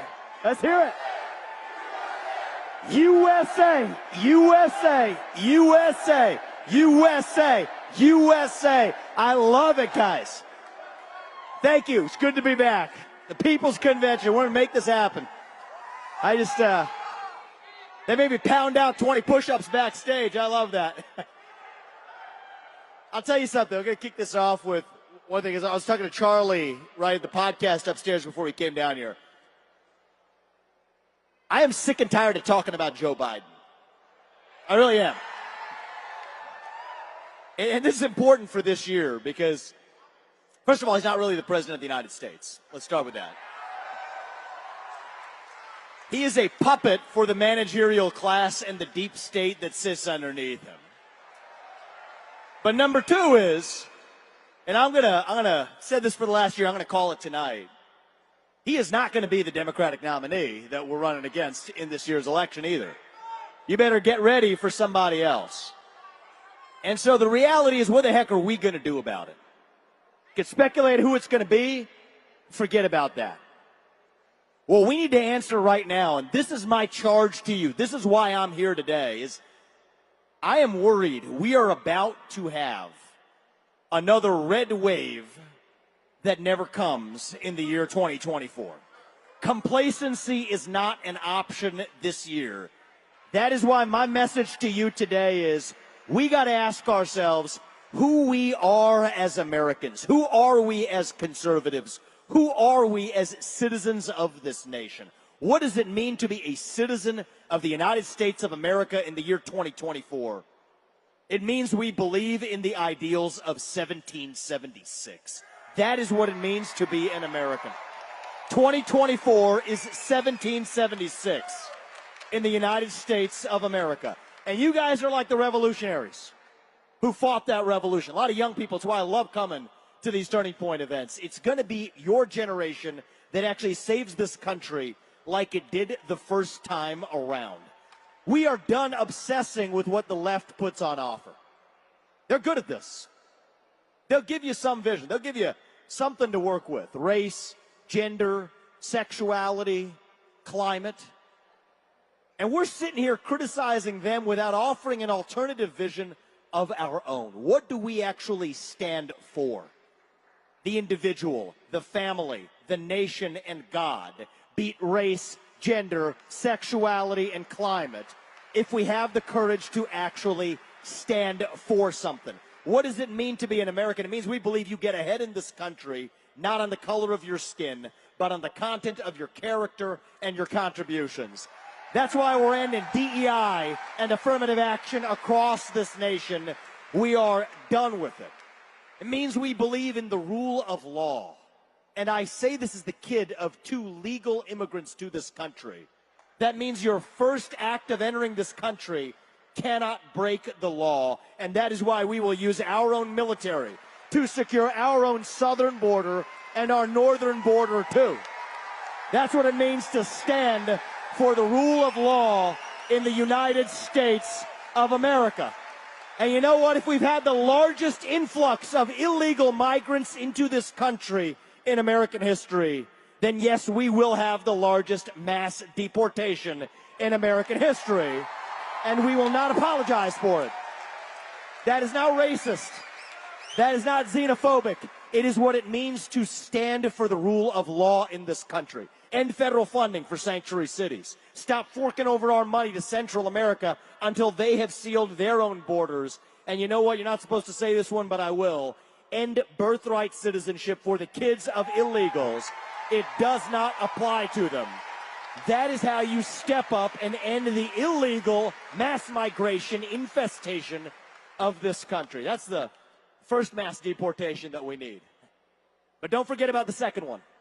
This is what starts on day one of the second Trump term, I believe, is the mass deportation of 3 million federal bureaucrats out of Washington, D.C. That is how you drain the swamp.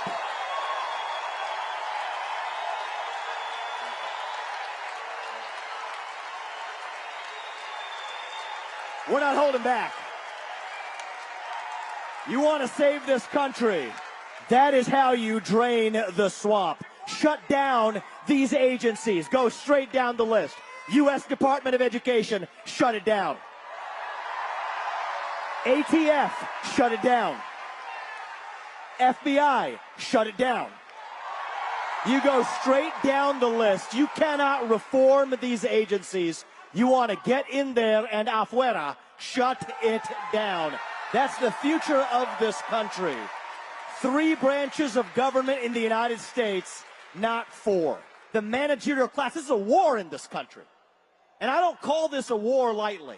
Right? War is one of these things that speaks itself into existence. But I mean this in a deep sense. We are at war as we were in the American Revolution. It is not between Democrat and Republican. It is not between black and white, or man and woman, or gay and straight. No.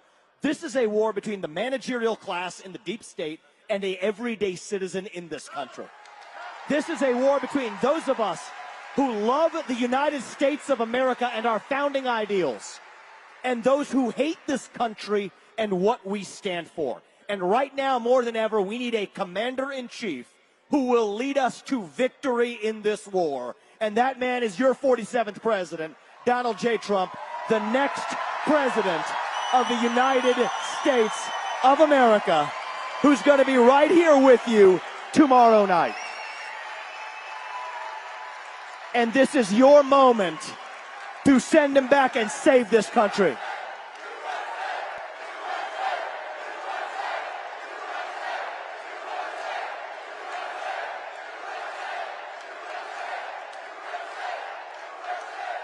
I love it. That is who we are, represented in those stars and stripes on that flag. I am sick and tired of celebrating our diversity as a country, obsessing over our differences. Our diversity does not mean a damn thing unless we have something that unites us across that diversity. That is who we are. We are American, and we are proud of it. We're going through a crisis of self-confidence in this country. You got young people in this country. You got all people in this country. We are lost, hungry for purpose. We're hungry to be part of something bigger than ourselves, yet we cannot even answer what it means to be an American. I am proud to be a citizen of this country. I am proud that my parents came here with nothing, and I have founded multi-billion-dollar companies, ran for U.S. president at the age of 38 as the youngest ever Republican to run for that office. That is possible in this country because America is great. America is good. It is the greatest nation known to mankind, and I will not apologize for our nation. That is who we are.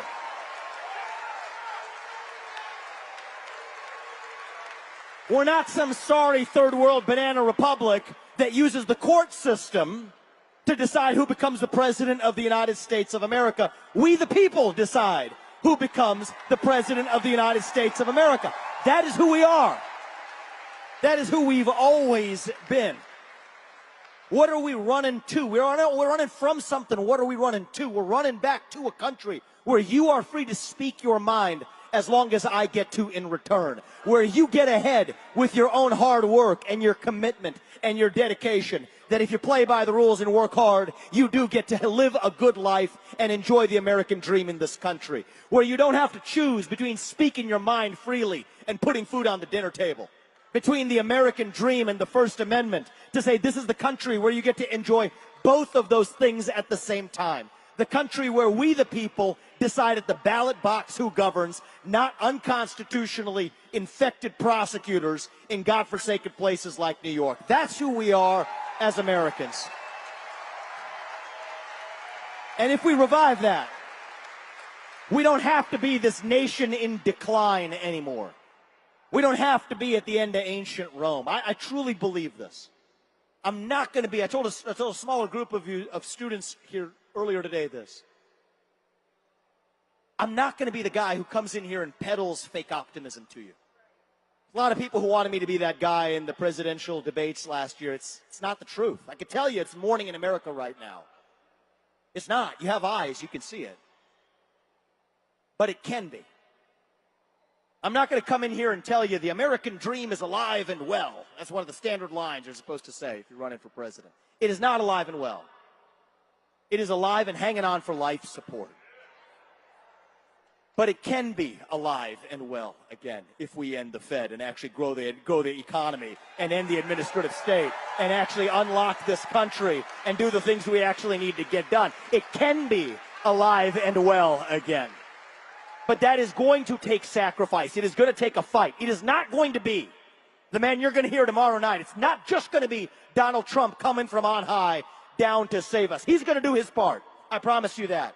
I promise you, whatever it is, I will do my part to save this country. But if we're going to save this country, it is going to be because we save ourselves, every one of us, every one of you doing your part as our founding fathers did in 1776.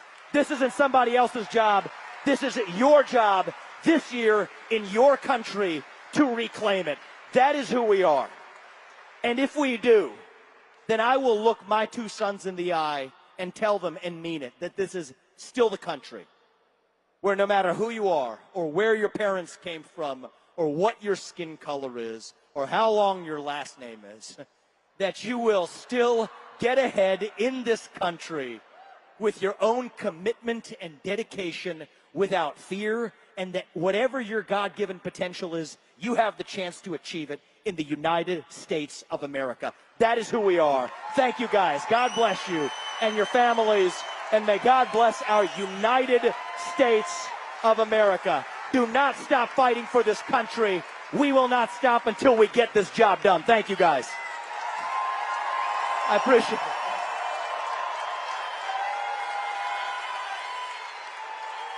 They gave me a lot of time here. I think we got time for questions.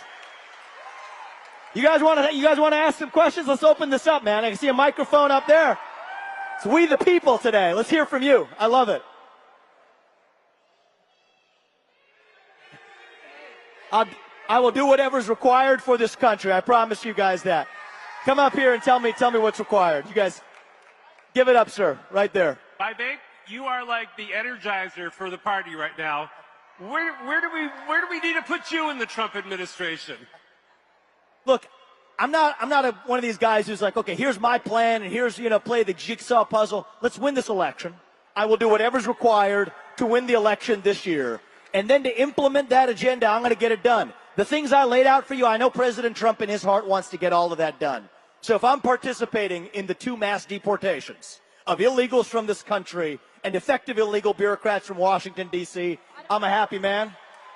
And then we'll get on with the next 250 years after that. There you go. Get back there. I don't want to go move. Yep, just ask it to me. I can't see it really, but there you go. How can we get you to come to Pennsylvania? How can we get you to come to Pennsylvania? Yep. Well, look, I've considered the invitation accepted. And I've already come a few times. We did some grassroots voter mobilization already, even after I dropped out of the race. Come this right now, you got me, held my feet to the fire. You have my commitment. Pennsylvania's a must. We got to do it. And this election is going to be won by razor-thin margins. We don't want to show up on November 6th, wake up that morning, and ask ourselves, what else could I have done today? Ask yourself that question now. And now is your time to answer it. Answer that not on November 6th, but answer it today. I'm going to do the same thing, and I'll see you in PA. Vivek, good to see you. I'm a pastor from Iowa. You ran a fabulous campaign in Iowa. God bless you. God bless your family. I'm also a missionary in Armenia. And I noticed that you have spoken about Armenia. I was a witness to the ethnic cleansing of Nagorno-Karabakh, Artsakh, and the desecration of the oldest Christian churches in the world. It's the oldest Christian nation. How are we as the United States going to get behind persecuted Christians in places like the South Caucasus and the Middle East? How can we do that? And how can we stand for freedom and liberty and justice for our country and allow these Christians to be persecuted the way they have been in places such as Armenia?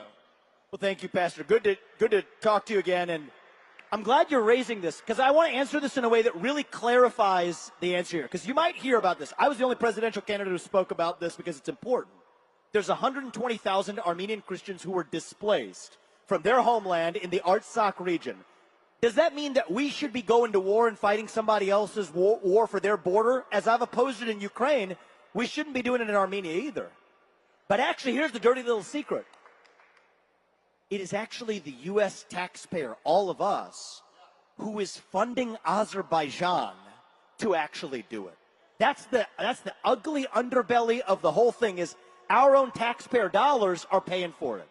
So the irony is everybody who's somehow in the Ukraine caucus, which is the most popular political party in the United States of America apparently, doesn't have a peep to say about actually the real human rights travesty that we're responsible for funding. So here's my belief. It's controversial, but I'll say it anyway. The first and sole moral duty of U.S. elected leaders is actually to the citizens of the United States of America. And we stand with our allies by not funding the very people who are trampling over them. And you have 120,000 reasons for me to continue to talk about this issue as I will, and I'm hoping to travel to Armenia later this year to actually make the point. So thank you, my man. I'll invite you. Come with me. I appreciate it. Thank you. Thank you. Great to see you.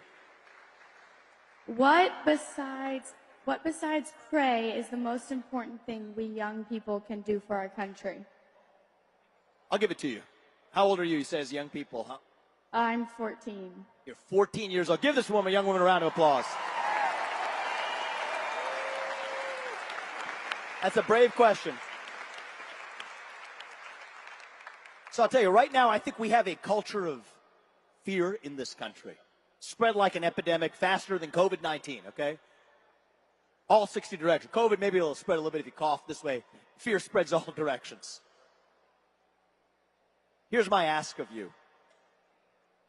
When you find yourself in a room and you are the only person who believes what you do, I'm going to ask you today to stand up and say it. Say it with a spine and say it with conviction. But part of respecting your neighbor and your friend is to tell them what you actually believe.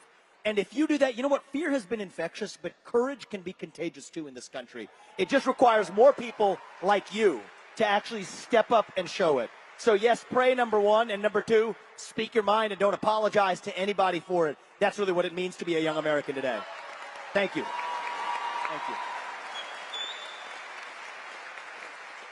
Hey, Vivek, just want to say, longtime fan, longtime supporter. I'm 18 years old. I'm here from Grand Rapids, Michigan.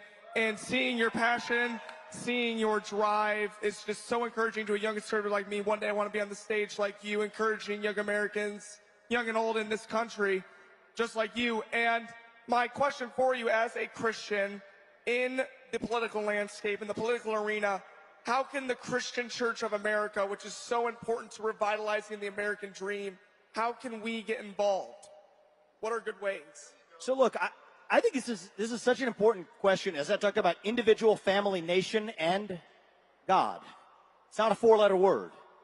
And part of what's happened is the same way we apologize for our own nation as the United States of America, I think a lot of Christians have been taught to apologize for who they are or what their faith actually is. That's part of the reason. The question about Armenia, the last guy was standing where you are. The reason you don't hear about the Armenian human rights catastrophe is because the victims in that case are actually Christian. And the reality is you need to stop apologizing for your beliefs. We all need to. I'm Hindu. You know this. I believe in one true God. I believe he puts us here for a purpose. But I will say it is a lot harder to be any other faith that's harder to be today in the United States. It is to actually be Christian, because you're taught that you're supposed to apologize for your beliefs. And I reject that. Our founding fathers rejected that. And so part of this is going to require some sacrifice, even when it's not popular to say. Tell people why you believe in God. Tell people why you believe in Christ. Tell people why you live the life the way you actually do, and embody that by example. And here's what I see, especially young people. You said you're 18. A lot of young people are quietly hungry for something bigger. Right? They've been served social media algorithms. They've been served other religions. Wokeism, transgenderism, climatism, COVIDism, globalism, Fauciism. You go straight down the list. These are the climate religion in particular. Why do you see people bending the knee to, Greta Thunberg being some type of modern Joan of Arc figure? It's because if you stop believing in God, you're going to believe in some other false idol instead. You might as well believe in the real thing. And I'm going to ask you to make sure you're expressing your beliefs to give other people the permission to express theirs too. Thank you, my man. I appreciate it. Hi, Vivek. Great to see you again. My name is Tyler Sonkran. I'm a 24-year-old from Waterford, Michigan, and I'm running for Township Trustee. I had the opportunity to ask you this question once and bumped into you in a hallway, but your answer was very inspiring, and I want you to share that with any young people out here who are considering running for office. My question to you was, I'm the youngest person in my race. You are the youngest person in your race. How did you use your youthfulness to your advantage? Well, I used it. I don't remember what we said in the hallway necessarily, but I'll tell you what I believe off the bat right now is our founding fathers were people whose best days in life were still ahead of them, actually. Thomas Jefferson was 33 when he wrote the Declaration of Independence. That's 5 years younger than me. If I can run for president at the age of 38, imagine Thomas Jefferson starting an entire nation at the age of 33. Alexander Hamilton was a decade younger even still. You think about the last 20 years of misplaced public policy, foreign wars that didn't advance our interests, racking up $34 trillion of national debt that your generation now bears on its shoulders. You know what? You got to take it into your own hands to say, you're going to be the generation that pays the price for those mistakes. You're going to be the generation that bears the responsibility for getting us out of it. So if our founding fathers could do it in 1776, then it's just as true today that it will take somebody like you, whose best days in life are still ahead of you, to see a country whose best days are still ahead of itself. And if you do, then I'm confident our best days will actually still be ahead of us, man. Good luck. I'm excited for you. Thank you. Thank you for coming. Go right here. Good afternoon, Michigan. Good afternoon, Vivek. I just want to say your media team and all the social media, TikTok, YouTube, everything you do, you've done a wonderful job getting your message out to the youth, to the younger demographics. To the broader conservative audience and the broader conservative figures, what can they do to better grasp that younger demographic that we all know is so important to the future of this country? So here's what I see, actually. I've talked to a lot of good Republican politicians. I think a lot of them are actually, I don't say this derisively, I just think it's true. They're actually scared of interfacing with people from the next generation. And part of what we got to realize is both sides of that have some fear in them. I think a lot of young people in this country right now are lost, hungering for meaning and purpose at a moment when faith in God and belief in your country, belief in yourself, belief in your family have disappeared. And yet, you have people from an older generation of political leaders who look at those young people who are sometimes screaming their beliefs, not because they actually believe them, but because they're lost and hungering for actual direction, hide. Go into their shells, say they're not going to come to a college campus unless the questions are pre-screened.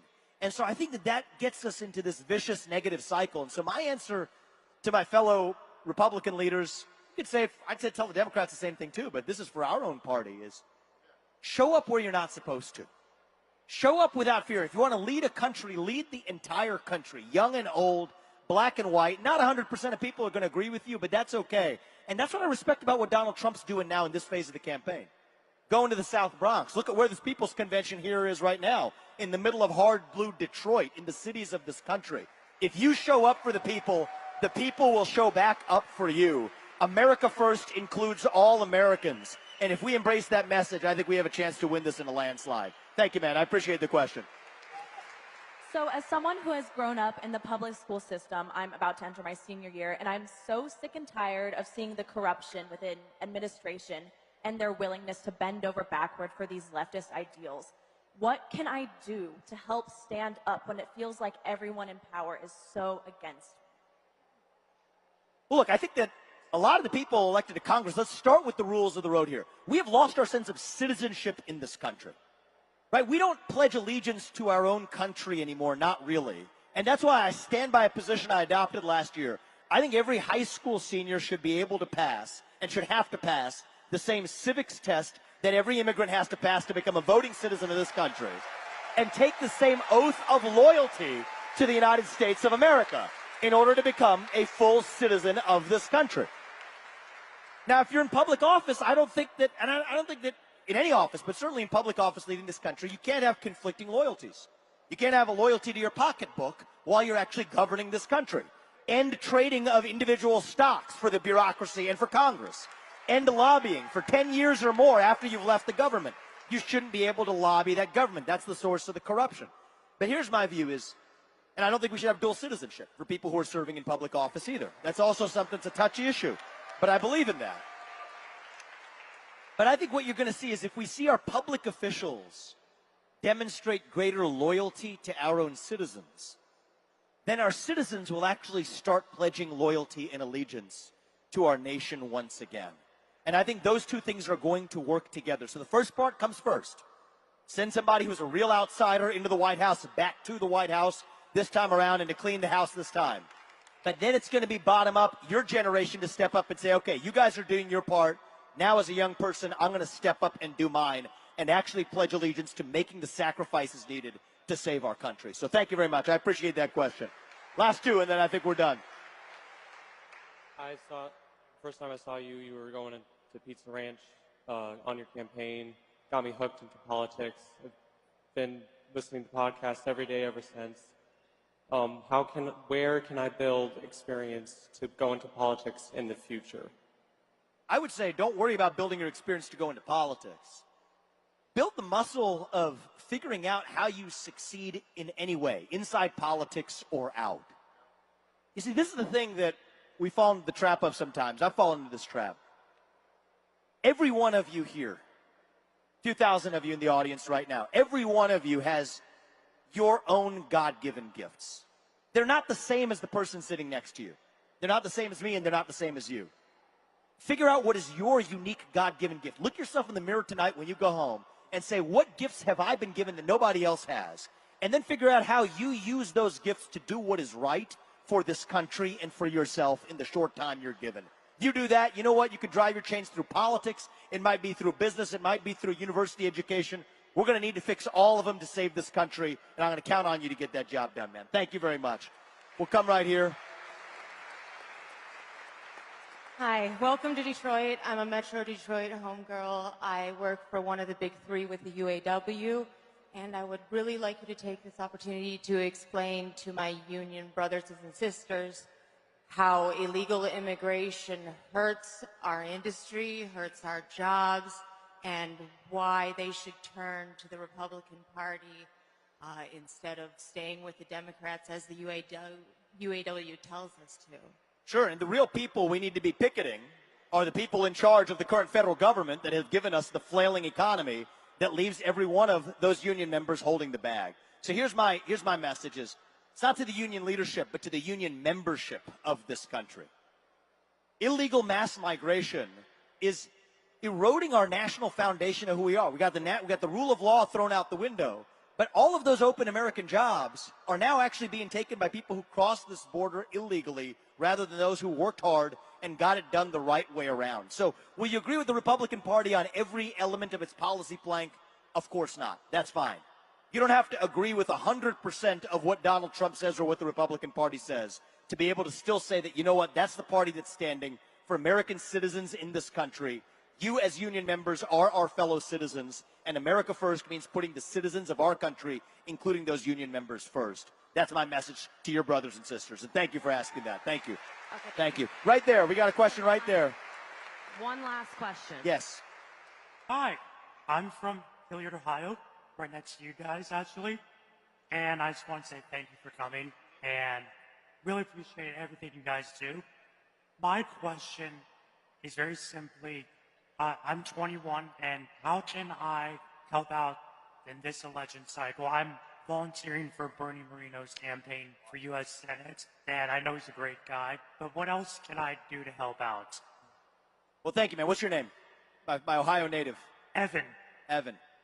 Thank you for coming out here, Evan, and you're 21 years old. The fact that you're asking that question is already a service to this country. I've endorsed Bernie. I'm traveling the state. I'll probably see you campaigning right with you in our home state. Here's what I'll ask of every one of you. For those of you who have money, either you're running for office or you're going to support somebody good who actually is. Take that pocketbook out and actually support the people who can. But it's not just through money. If you don't have money, you got time. Spread the message through your own effort. You don't care if you're knocking on one door, you're knocking on two, or you're making phone calls. However you're doing it, spread your own message and just speak authentically for who you are. Don't speak on behalf of the Republican Party. Speak on behalf of Evan. And I think we don't do that enough in our country today, right? We're taught the scripts that were handed from on high. Just tell the people what you as a citizen of this country actually believe. Tell the person next to you, you don't have to agree with 100% of what I say, just like I'm not going to agree with 100% of what you say. Find the people who disagree with you. The thing you really want to do to help this country in the next 6 months, all of you, is don't just talk to the people in this room. Don't just talk to your friends and family members and your neighbors who agree with you. Do it just like Donald Trump is doing. Show up in the places where you're not supposed to show up. Invite that neighbor who has that Biden sign in their front yard. Invite them over to dinner and challenge them and have an open debate, an open discussion at the dinner table. Emerge as a friend on the other side, but convince them and bring them along. That's what it's going to be required. It's one less vote for the other side, one more vote for ours. And if we start actually talking to the people who we're supposed to disagree with, what we might just discover is that we didn't actually disagree as much as we thought in the first place. That's how we're going to get this country back. That's how we're going to restore respect for every one of our citizens, regardless of their age or their skin color, or even whether they voted Democrat or Republican in the last election cycle. The question in this race, and I'll end with this, is, are we actually one country or not? That's what's on the ballot this November. If I asked that question 10 years ago, you would have said that was a silly question. Of course we're one country. Well, today we live in a country where you got people who consume one set of news from one place, one set of news from a different place. People who buy one type of coffee, people who buy a different type of coffee. The question right now for the country is, are we actually still one nation as the United States of America or not? I don't think the answer is obvious. But in my heart, I believe we still are. And I think this is our last chance to prove it in this country. And if every one of you starts speaking your mind in the open again, you will realize that, you know what? That artificial division, and a lot of that is created by the media, designed to divide and conquer our people. At least 80% of us in this country are on the winning side of this war. Half the 20% are people younger than Evan and me who never learned those ideals in the first place. We're going to bring them along too, and we will still be a country whose best days are still ahead and has another 250 years and then some still left in our country's history. Thank you guys for coming out. God bless you and your families. Let's win it this November, and God bless our United States of America. Thank you.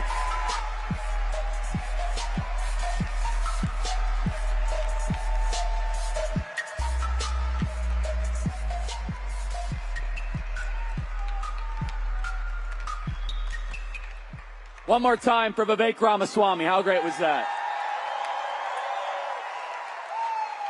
So, couple things, everybody. For those of you that know Turning Point Events, we're ending this session early tonight. And in fact, we got to that so fast because we want to make sure you have plenty of time to support our sponsors. As you guys exit tonight, go say hello and become a new ballot chaser. Say hi to all of our new sponsors. Also, I have a new book coming out, this weekend called Right Wing Revolution. I will be signing it out there at the Winning Team booth at 7 p.m. So come by, get a copy of the book. I'd love to sign a copy for you. And tomorrow, please have a lot of patience as we have Secret Service and lots happening tomorrow because we have President Donald Trump keynoting tomorrow night. Make sure you make time to come to the breakout sessions tomorrow, bright and early. I will see you at the Winning Team Publishing booth. We'll be signing books there for quite a while, 7 p.m. God bless, guys. See you tomorrow.